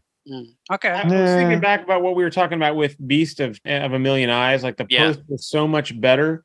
But this movie, it had a really good poster. Yes, I haven't seen this since 1987 or whatever. Yes. So I can't say, but the poster, yes, the door with the disembodied hand about to ring the doorbell. Yes. I mean the tagline was "Ding dong, you're dead." I mean, it's about as good a poster, I think, for a horror film again of that era. But the movie did not deliver. Yeah. Well, this has been great. This has been loads of fun because we've actually pointed out a bunch of films that I have not seen. Yes, it's been a learning experience. Yes, and it's been feisty and combative, irrational. We learned that I can't recognize comedy, but that's another story. That's not new. What do you guys say we do a lightning round? Yeah, lightning round. All right, so Constantine, why don't you just pick a book and just flip it open and give us a title and go? Right. Yeah, Stephen Jones, vampire movies.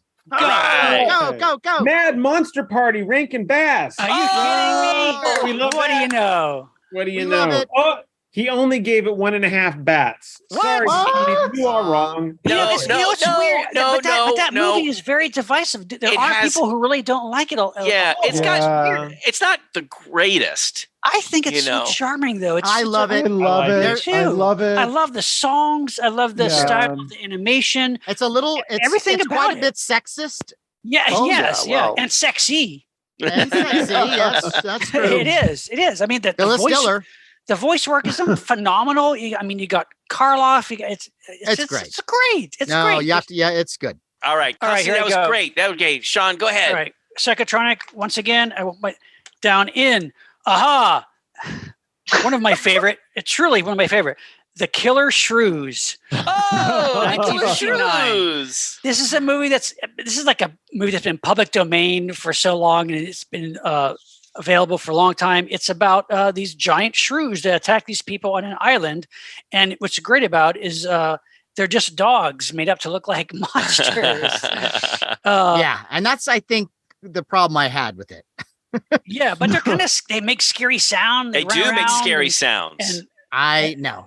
When I watched it as a kid, I was not fond of it. I like it a little Really? more now. I enjoy it. And it's got James, back James then, Best. I hated it. I was like, stop Really? hurting those dogs. I think this could be remade, though. That'd be kind of cool. yeah. The shrews. Yes. It's the same. The same people who made the giant Gila monster, by the way. Another turd. And I think there was like a low budget independent sequel to it, but I think James Best made or partly produced. He was in it. Yes, I never saw it. It's probably straight to video. It's probably awful, but Killer Shrews. All right, nice one, Sean. I'm going back to John Stanley Creature Features. Okay, and it's Nosferatu, 1922.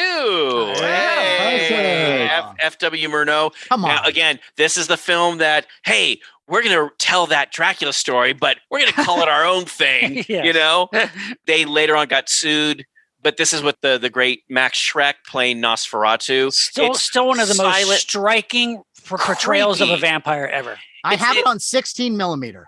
It's funny for listeners. The funny thing is because of the black and white and the kind of movement of people, and it's a silent film, it almost makes it more creepy. It makes it dreamlike. Yeah. Yeah. There are a bunch of like different versions of it with different music, and they're all wonderful. It's a scarier film than Dracula. Yes, the Universal Dracula. Yeah, I agree. And the Werner Herzog remake is also quite good, I think, too. Yeah. I agree. And Shadow of the Vampire with Willem Dafoe playing. That's right. It's terrific. We're seeing is a double feature. Yes. James, why don't you give us one? All right. This is also from Creature Features Movie Guide, and this is The Monitors. Oh my God. From 1969. That's a crazy movie. Keith Launer's satirical science fiction novel is treated to screen as fantasy comedy set in a future when Earth is ruled by an intelligent, peace-loving race from another world which does not permit war, but subversives plan to overthrow the rules. Guy Stockwell, Susan Oliver, Avery Schreiber, and Ed Begley. It's bizarre. It's really weird. It's actually cool. It's like aliens come down to basically fix everything and make everything cool, but we don't want it because we're assholes. So we want them to go away. But they literally tried to solve all our problems. They were totally nice, but like we don't want any part of it. I would like to see that again. It's really super obscure, and that one, man, somebody's got to get that on Blu-ray. Yes, that's almost like a Twilight Zone. Kind of, but it's like it's strange. It's very strange and subversive. It's a little bit like Childhood's End. A little bit, but like the premise of that these aliens come down and stop all war, and there's all these rebel groups that are trying to turn everything around. Yeah. But in Childhood's End, there's like an ulterior motive. Right. Yeah. Whereas this, if I remember correctly, the monitors, they're really just about wanting to help us. Yeah. Wow. That's a good one, though. You had me at Avery Schreiber. You had me at Susan Oliver. Yeah, same here. Nice one, James. All right, Matt, bring us home.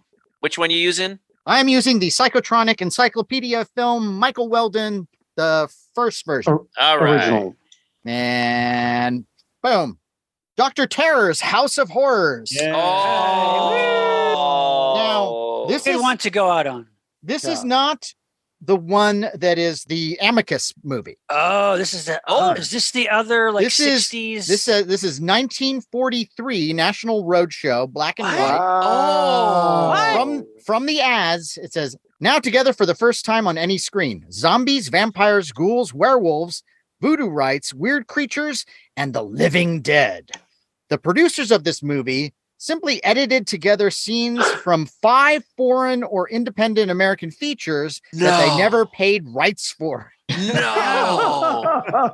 See bits of Le Golem, the French 36 movie, Vampire, the Danish 31 movie, Living Dead 33, and Bela Lugosi in White Zombie and The Return of Chandu. No way. There's a bunch of public domain titles. I haven't seen, but I guess they weren't then. Yeah, they just took the footage and ran with it. Wow. Oh my God. That'd be interesting to see that though. Yeah. Wow. Just as a conversation piece. Yeah. Wow. That's some cowboy shit. Yeah. Like, really? Like, hey, I'm just Wow. taking pieces of your movie and releasing it, and then I'm moving my office to another state. Yeah. Wow. Oh, Matt, that's awesome. Yeah. So Well, look, Constantine, thank you so much for being with us tonight, man. thanks for and Yeah. through this journey of films that I haven't seen. So, and we're this so is just- happy to see you and your Yeah. rondos, and we can't wait for you to come back. Like, Yeah, every and, time you're on, it's like the time goes by too quickly. But I know it's been a while. I know you've been a really busy guy. Is there anything that you've been working on that you can Anything tell you can the talk about? listeners? Yeah. I am working on some really cool stuff. One just came out and one is coming out, I think, in a couple months. I just made a documentary on the Green Lantern John Stewart. I don't know if you know that character. I do. Yes, I do. So there's a new feature animated film called Green Lantern Beware My Power. Just came out from Warner Brothers Animation. And I made a documentary. It's called John Stewart, The Power and the Glory, the history of John Stewart, Green Lantern John Stewart. So nice. Wow. He was like the first black, basically, or the only black, I believe, Green Lantern. Yes, he was DC's first African-American superhero when Danny O'Neill and Neil Adams decided they really wanted to make a character that spoke to the times in the early 70s, 71, 72. What is truly sad, though, we tried really hard to get Neil Adams to do an interview, and we knew he wasn't well at the time, but we had thought, or I'd seen something on the internet that he was getting better. And we didn't know this at the time because we couldn't get the interview with him, unfortunately. But we got a lot of great interviews. But he died on the day we delivered the documentary. Wow. And, I mean, I know that at the time I tried really hard to invest my appreciation for Neil Adams and Danny O'Neill into the doc, and to have delivered it. I mean, we didn't even know. Otherwise, I would have dedicated the film like officially to him. But, Sure. but it's an honor to do. And another honor that, speaking of, you're talking about Gregory Peck and Boys from Brazil, we made a documentary, me and my team, on To Kill a Mockingbird, which will be coming out. My wife's favorite film. Great classic. There you go. It's coming out on 4K. Nice. In a few months, and we did a documentary that it's called To Kill a Mockingbird: All Points of View. But it was a documentary that kind of like looked at the themes of the movie from that perspective, and how time has changed the film or hasn't changed the film, because we as a society have changed. And yet I think the message of the film and the book are still very strong today. Yeah, and of course. it was really an honor to work on a movie that means so much to so many people. That's awesome. Fantastic. That's the stuff I can talk about. And but as always, I mean, I'm really, I love all movies, but I love to come down and talk about the things that got me started, which are these things. And to have, I didn't pull out Psychotronic. It's right over there. And John Stanley's right over there, like 3 versions. right. But it's just awesome to talk about things sporadically and crazily. And I learned what you guys like. And I've learned about movies that I'd never heard of, like Lost Atlantis or Dr. Terror's House of Horrors from 1945. Yeah, right. So there you go. Well, Constantine, thanks again. Guys, what do you say we lift our glasses and give our good buddy here a toast? Matt? Yes. To Constantine Nasr. Thanks, guys. And the MAD Movie SmackDown Unleashed. Unleashed! Ah, woo! Constantine, thank you! Time for a listener shout out. Shout out! Shout out. Ow! I just got smacked by a shout out. Larry, I think you have a shout out for us. Well, yes. I mean, on our last episode, I gave a shout out to the folks at Collector's Call. And again, I want to do this again because, you know, guys, seeing the episode was so great. So it featured me on Collector's Call. This is their 3rd season. It was the finale of the 3rd season. They saved the best for last. Good buddy Matt was there as my +1. I was honored to be there. And Matt, I was just so thrilled to have you there. We had a lot of fun. Yeah. Lisa Welchel was just such a pro. She was so lovely. She was fantastic. Also, the producers, Lisa, Diana, and the director, Mike, their crew. I was a little worried, but they were total pros. Always asked about, Larry, can we move this? Can we touch this? Can we? And they were just wonderful. And then John Gilbert, the creature expert. Again, I've known about John for years. It was that was the first time you actually met him. Right? Well, actually, no, Sean. I met him briefly at Monsterpalooza. It was with Dan Roebuck, and Dan gave us like a brief. Oh, this is John Gilbert. I'm like, oh, the Arizona Gill Man. We shook a hand, and then they had to go. I'm like, the Arizona Gill Man. Oh, and it wasn't until now. But the funny thing is, he was lovely. He complimented our banter between Matt and myself. He actually really loved the collection. He complimented. I mean, he has just about everything, but complimented me on several of my pieces that he thought were in better shape than his collection. Yep. But another thing I wanted to just say as a special shout out. In the episode, I point out 2 items. One is the Adam Doherty Creature from the Black Lagoon Aurora monster model head. It's like life size. And Adam acknowledged me, and he was like thrilled that I was talking about him and his work on the episode. But then when I talked about the Mark Alfrey statue, guys, I've never met Mark Alfrey before. And I did befriend him on Facebook, but wouldn't you know, I got an email today from him on Facebook. He saw the episode and he sent me a thing saying, hey, Larry, just want to say congratulations. Your collection looks great. And thanks for talking about me on the show. I was blown away. That's cool. Totally blown away. And immediately, of course, my response back was like, a page and a half long. I'm so happy. No, it was great. So I just want to get. That's wonderful. I give a shout to Mark Alfrey. What I didn't know is Mark's been away from Hollywood for a good many years now, and he's moved to the East Coast. He's doing a lot of his own private art, but he's doing fine. He's making some great stuff that can be found on Etsy. What was interesting though is I'm going back. I'm talking to him back and forth. He said, I wanted to compliment you on the paint job on your life-size creature. He said, of all the creatures that he's made, he only has one left that he's saving it for himself.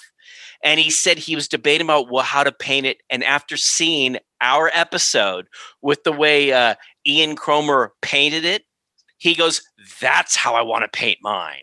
Nice. So it was a big shout out to Ian, who painted my creature, to Mark Alfrey, who made the statue, to Adam Doherty. And all this happened within the past few weeks. And thanks to all the listeners and also new creature fans out there that saw it and responded to me. It's been overwhelming, and I'm really grateful, and I'm humble. See, the creature brings people together. It does. It really does. Mm-hmm. That's awesome. He does. So again, shout out to everyone on Collector's Call, the creature episode. And let's remind our listeners that Monster Party merch is available on our eBay store, and we have new merch since the last Monsterpalooza. We've got the Monsterpalooza variant t-shirt with the Derek Robertson Kaiju logo in green this time, which is beautiful. I got to get myself one of those shirts. Creator of the boys. That's right. Yes, indeed. And a Monster Party logo shot glasses. Oh, good for drinking. While you're reading a book. Yeah, read a book and then take a shot. Smack that liquor down. But do not put it in the dishwasher. Hand wash it. No, hand wash right. it. Not dishwasher safe. It's true. And the Monster Party cap, the legendary cap, is back with its 18 billion stitches on the embroidered logo. High quality with 16,000 stitches. Okay, 16,000 stitches. So somewhere in between those two is the right amount of stitches. And the Monster Party PPE cloth mask, because you never know. It's so tricky out there. You still want to play it safe. All those variants, right? Too many variants. Yeah. Too many variants. And it's a sad situation. And we guarantee you that mask is equally effective for every variant. Yes, I think we can safely go on the record with that. Yes. And if you happen to be a Patreon member with your eBay purchase, we will include free goodies, surprise goodies, courtesy of Jason Lenzi and Biff Bang Pow Toys and creature creator extraordinaire Ted Haynes. Terrific, guys. That's right. Yes, indeed. So Patreon. What's all this Patreon about, man? What is it? Like, Is it like cloning or something? What is it? Oh, what is that? It's like a Gregory Peck thing. I've heard. Yeah, I don't know. Well, from what information I've been able to gather, this Patreon thing, it is a platform that you can join. And once you join, you have access to all this bonus material that Monster Party has provided. So we're talking special audio episodes, our special shows that we produce for Patreon, like Monster Party Masterpieces and Larry's Toy Time, another big favorite. Speaking of collectibles. Yes, yes. My stepfather-in-law, John Bordeaux, he has been providing us these collections of classic science fiction stories. And so we give you those as well. You can download them, and they're terrific. And then we also got to talk about James and what he's been doing with these Japan videos. Yes. Yeah. And you know, I hate to be a broken record, but man, it's like going to Japan again. Oh, well, looking at all of this raw footage that we had buried deep in the vaults that none of us have looked at for like 7 years. And now it's like unearthing it and going through all of it, piecing it together. It's almost like reliving it. So for me, it's been wonderful. Yeah. And I'm just so happy to be able to share it, because not only like with you guys, but with our Patreon members. Yes. Right. Yeah. I like to just cook up some ramen and a little sake and just watch it and then call Larry and have him say something ridiculous to me. So I feel like I'm in Japan again. But see, the cool thing that James mentions is, yes, on YouTube, we do have this other video, Monster Party Goes to Japan, where there's clips and stuff. But what James is doing is he's taking all of this footage, putting it together. And so this has not gone out there to the public. It's just for our Patreon folks. Just for you guys. Yeah. And you really are flying the wall, going into every conceivable toy store and Godzilla statue in Japan. And for better or worse. Yeah. And it's like our version of Get Back, you know, it's like all this stuff that's just been sitting there for years. We would say as important. Yes. I would say so, yeah. And, you know, we've got some other great Monster Party masterpieces coming your way. And if you haven't seen it already, in one of the latest, there's this lovely vampire Christina that comes into the room, and, well, check it out. I think you'll enjoy it. That wasn't creepy in the least. It sounds amazing, but you know, Matt, I'm spending all my money on these reference books. I don't know how I can afford. You don't have any money left. Like what you're describing. It sounds unaffordable. Well, you know, it sounds unaffordable. That's the thing you got to zero in on. Sounds. But in reality, it's actually very cheap. It's $5 a month. What? Wait a minute. You can't get a used ventriloquist dummy for that price on the internet. I mean, what the hell? Yeah, true. Even one that'll turn on you. Yeah. Yeah. No, $5 a month. And that's a deal. Yeah. And all you got to do is just pay that $5 and you will have access to all the goodness that we provide. You just have to join Patreon. And what you do is you go to patreon.com, you go to Monster Party, you click the join button, you follow the instructions, and man, magic is fun. Let's just say. And hey, let's remind everybody that we are on social media. We are on Facebook at Monster Party TV and YouTube at Monster Party TV. Our Twitter handle is Monster Party HQ. Instagram is also Monster Party HQ. And listen, whatever platform you're listening to us on, please find a way to write us a review. Let us know your feelings and thoughts. We would love to hear them, and we will read them on the air. And not only will they be read on the air, they will be proofed by John Stanley to make sure everything is accurate about them. No. On that note, I am Matt Weinhold. I'm Shawn Sheridan. I'm Larry STROTHE. And I'm James GONIS. Keep America strong. And have your own Mad Movie Smackdown. But whatever you do, please don't clone Larry Strothe. Shut up, you ugly.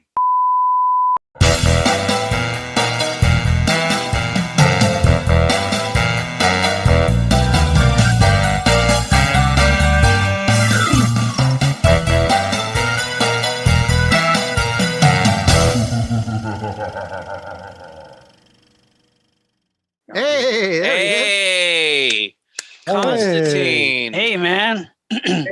Long time no see. The way the lighting is, it's got this like kind of weird haze around your face. Angelic. I like Angelic, it. yeah. Wow. Look at those awards in the background.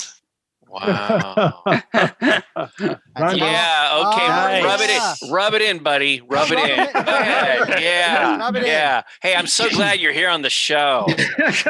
Rub my face. Why? in Because that. why? We should feel bad that he's successful. Yeah. That he won an award. Yeah, We no, know what would happen if you won an award. You'd have it on the fucking hood of your Believe me. car. Look, I can learn a lot from this guy. And no, I wouldn't put it on the hood of my car. That's tacky. I would. You would wear it. Yeah, you would just wear it. No. Yeah. See, the one thing. Hey, what's that bulge in your pants? It's my Rondo. No, it's because Wanna see my Rondo? No, it's because Sorry, Constantine. Constantine has so many of these. Yes, and Yes, deserve because he's just that good. I know, but if I had just one, I would have a spotlight on it. You know, a little spotlight. Well, isn't that nice? Great. Yeah, for my I'm gonna make you an one. award, Larry. I can do that. I'll make you one out of paper mache. Yeah, I'll get some Play-Doh. Bestest person in the whole gosh darn world. You'd have it on one of those rotating discs, those little rotating discs. I have one. No, he's got it ready to go. I have Yeah, one. you would put the Rondo on that, right? I would, and I'd have it going all the time. Yeah. And filming it. It'd be like on a loop. Yeah, and people would say, What a sad little man you are. people would say, what is that homely man statue there? And I go, that's my Rondo. You know? Yeah, they go, oh, great. Anyway. I'd stop them and explain to them what it is. And then they say, that's great, but we have to tend to the air conditioner now. So, Right. No, Larry, what I would say? I would say, that's your Rondo? That's great, Larry. Did you know that Constantine Nasr has a lot more? yeah. He's four times as good as you. You know, Sean knows how to kick me when I'm down. You know, when I'm down, Sean just likes to come over, just kick, just kick you in the face. We lost him. He's gone. He's gone. You've insulted him. Constantine has walked out of the building. You've already sent him away. Fuck this. Nice. Hall of Fame. He's got a fucking Hall of Fame. Awesome. Jesus. Yeah. Hold on, guys. Hold on. I gotta get my headphones. What's his freaking secret? He's got to make room in the house because he's got so many awards. Oh yeah. He also has some Saturn awards. Yeah. Yes, I noticed. How many of those don't you have? I don't have a single one, but I've held one. Okay, well, that's great. Good. Not the same as having you. one. No, But those right. are wow! Yeah. Look at Yeah, that. it's really man. important. Yeah, for listeners, we're just looking at all of Constantine's awards, which are many, and they are many awards. See, now I differ from Larry because to me, Constantine is my reward. Exactly. Exactly. Yeah, I guess. Can't hear That's us. yeah. Yes. So where were we? Okay, that's right. Well, Constantine's better than you. Now, yes, but does he have one of? Well, here we go. This is his lame attempt at trying to. I don't have Robbie. Sorry. Oh. There you go. Do you feel better now, Larry? It's like a huge weight off my shoulders. Why? Maybe, I don't have the toy collection. I mean, I see your Matt showing off the toy collection. You guys show off the toy collection all the time. I have nothing that can compare. Yeah. So and you're probably not really into that as much, right? what? You're probably not really into that kind of stuff as much. You're not as hardcore of a toy collector. I used to try, and then I had to pick and choose. So right. That's hard. Yeah, you said Probably, you said kids or my own toys, and you chose the kids, right? Look, we all make I got a we all make couple. mistakes in life. Don't feel bad. No, he's got beautiful kids. He's a good dad. Of course, lovely man. Of course, I'm teasing. My wife's a librarian. Let me move this guy. I don't want to break this guy. Oh, My wife's wow. a librarian, and when she comes and sees all the books that I have, we just had a flood in my basement down here. We had to move everything up for 5 months. Wow. Luckily, most things didn't get damaged, but when it was not good. But when we moved everything back, I said to her, "Gosh, if this happened in 5 years, I don't know how I would do this. Like I can barely carry anything right now." And she said, "I have a solution for you." And I said, "What's that?" And she said, "Burn it all." Oh, that's no good. How could she be so cruel? How Fahrenheit 451 of her. Wow. I know. I didn't know that you married the man. Or the devil. She forgot that she actually said this, but no, she loves books. I think she's drank the Kool-Aid about the iPads and all of that. So no, no, you don't want to do that. Wait. She doesn't like physical things. Physical things. This is right. Hey, what's that great line? Books.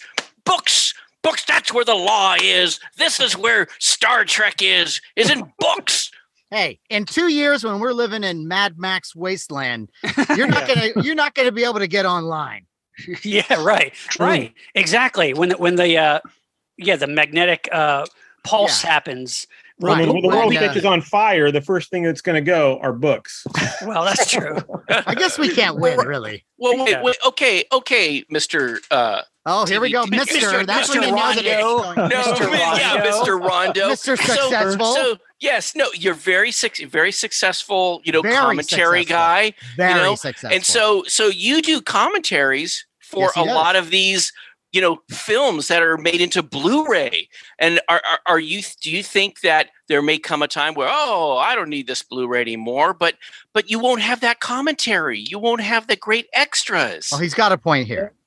No, but I agree with your point. I mean, that's why we're in kind of a weird place, because the studios don't see the rationale. Some do in there. That's why we've got like Warner Archive, but it's like a small division. Where the rest of the studios, not by people in the position of like that I believe in it, but I think a lot of positions of people in positions of power don't see the numbers, so they do sub-license out to Kino and Mill Creek. I know you guys just did Mill Creek stuff and Cow Factory. Count them, buddy. Count them. I think it grows from there, guys. It grows 5, becomes 10, becomes 20. Of course, yeah. We've done 5. Okay, 5. all right. No, I'm proud of that. I'm going to give you an award for that. Okay. You should be proud. Just remember where you started. That's all. That's all I'm saying. I do. I think there's a very special place in our heart for you. You know that. Thank you, James Cole, for bringing us together. So yeah, James Cole. Yeah, James Cole. Shout out to James. I don't even know. Are we recording? I don't even know what's going on here. Oh, we're recording. And we might use some of this in our bonus as we normally do. Yeah. And just let me say, Constantine, the angry parts. we've grown a lot since our first commentary. I think that some people,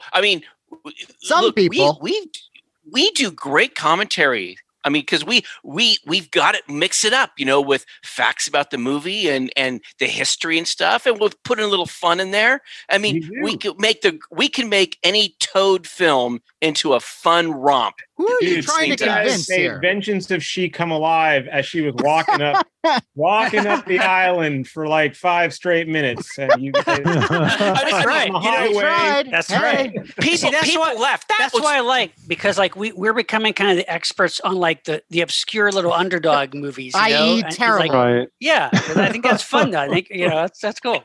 But minus Alligator People. Alligator People is good. That was great. Old Dark House is actually better than most people give it. And I admit I haven't had time to even open my set yet to listen to anything. It looks beautiful. Wow. Yeah, it looks good. Yeah. Yeah.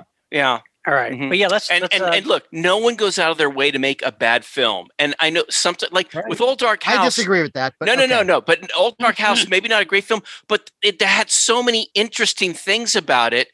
And there was a great cast. and I think we did a wonderful job of trying to showcase that stuff, giving it a different take on the film that, maybe someone don't want to watch it. But Larry, were you the kind of kid who, like, somebody had to put a star by your name, like, every day? I love the star. The gold star. The gold the star. star. Yes. I mean, yes. I'm keen to listen to it, and I will, because I have found that it's such a mishmash of two distinct styles. Yes. Yeah. Kind of historical pairing, actually. I mean, William Castle has almost nothing in common with Hammer Gothic horror films. Right. And by trying to merge the two, it, and it becoming this comedy. Weird animal in itself. When William Castle tries to be funny, it can not go well. Right. I mean, if Vincent Price was in it, maybe things would have been different. But right. It's funniest when it's sort of not trying to be funny, i.e., the Tingler and the LSD scene. I mean, that fills me with joy. I played it at my wedding, and I'm not even lying. Right. Yeah. All right, let's do this. Yeah. So, Constantine, it's been a while, but you know how do we play the game here? I mean, it's and I think you probably have a few books to reference. I got a couple of ones that maybe you'd like. I tried to go for some different things. So. Cool. Okay. Nice.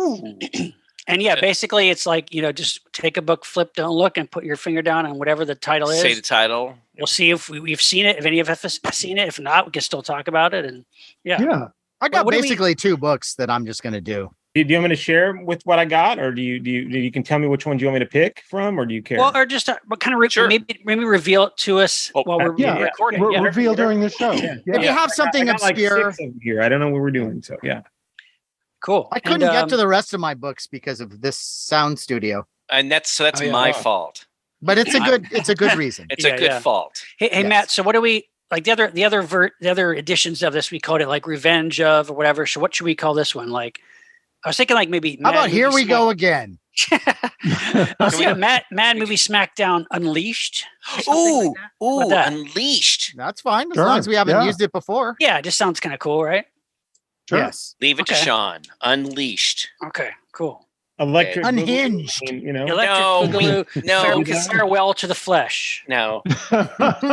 So Constantine, if you remember, Matt Let's comes in score some smack. So Matt comes in with his creepy voice. We Monster Party. We introduce ourselves, introduce what the topic is, and then James is going to give you a really banging introduction with lots of energy. Yes. And then we introduce you. We're going to go to town. All right, let's do it. All right. And then you've got 90 minutes, or so. Something like that. Yeah, whatever you need. Yeah, this is fun. I just want to have a good time. Today was a day where I need a good time. So really? Oh, good. Okay. All right. We'll do it. Yeah. Really. I was looking forward to this in the midst of hell. So yeah. Oh, okay. Nice. All right. Good. Let's have some fun. That's right. It's great to see you, Constantine. It really is. Always. Always. So happy to have you back. It's been too long. I gotta long. have you guys come over and we just hang and have dinner. Hell yeah. Yeah, you still gotta sign something for us. Well, yeah. That's right. Hookah, you can come smoke a hookah pipe in my backyard. So I'm there. Let's do it. There. I'm not going to smoke any hookah. Oh, stop!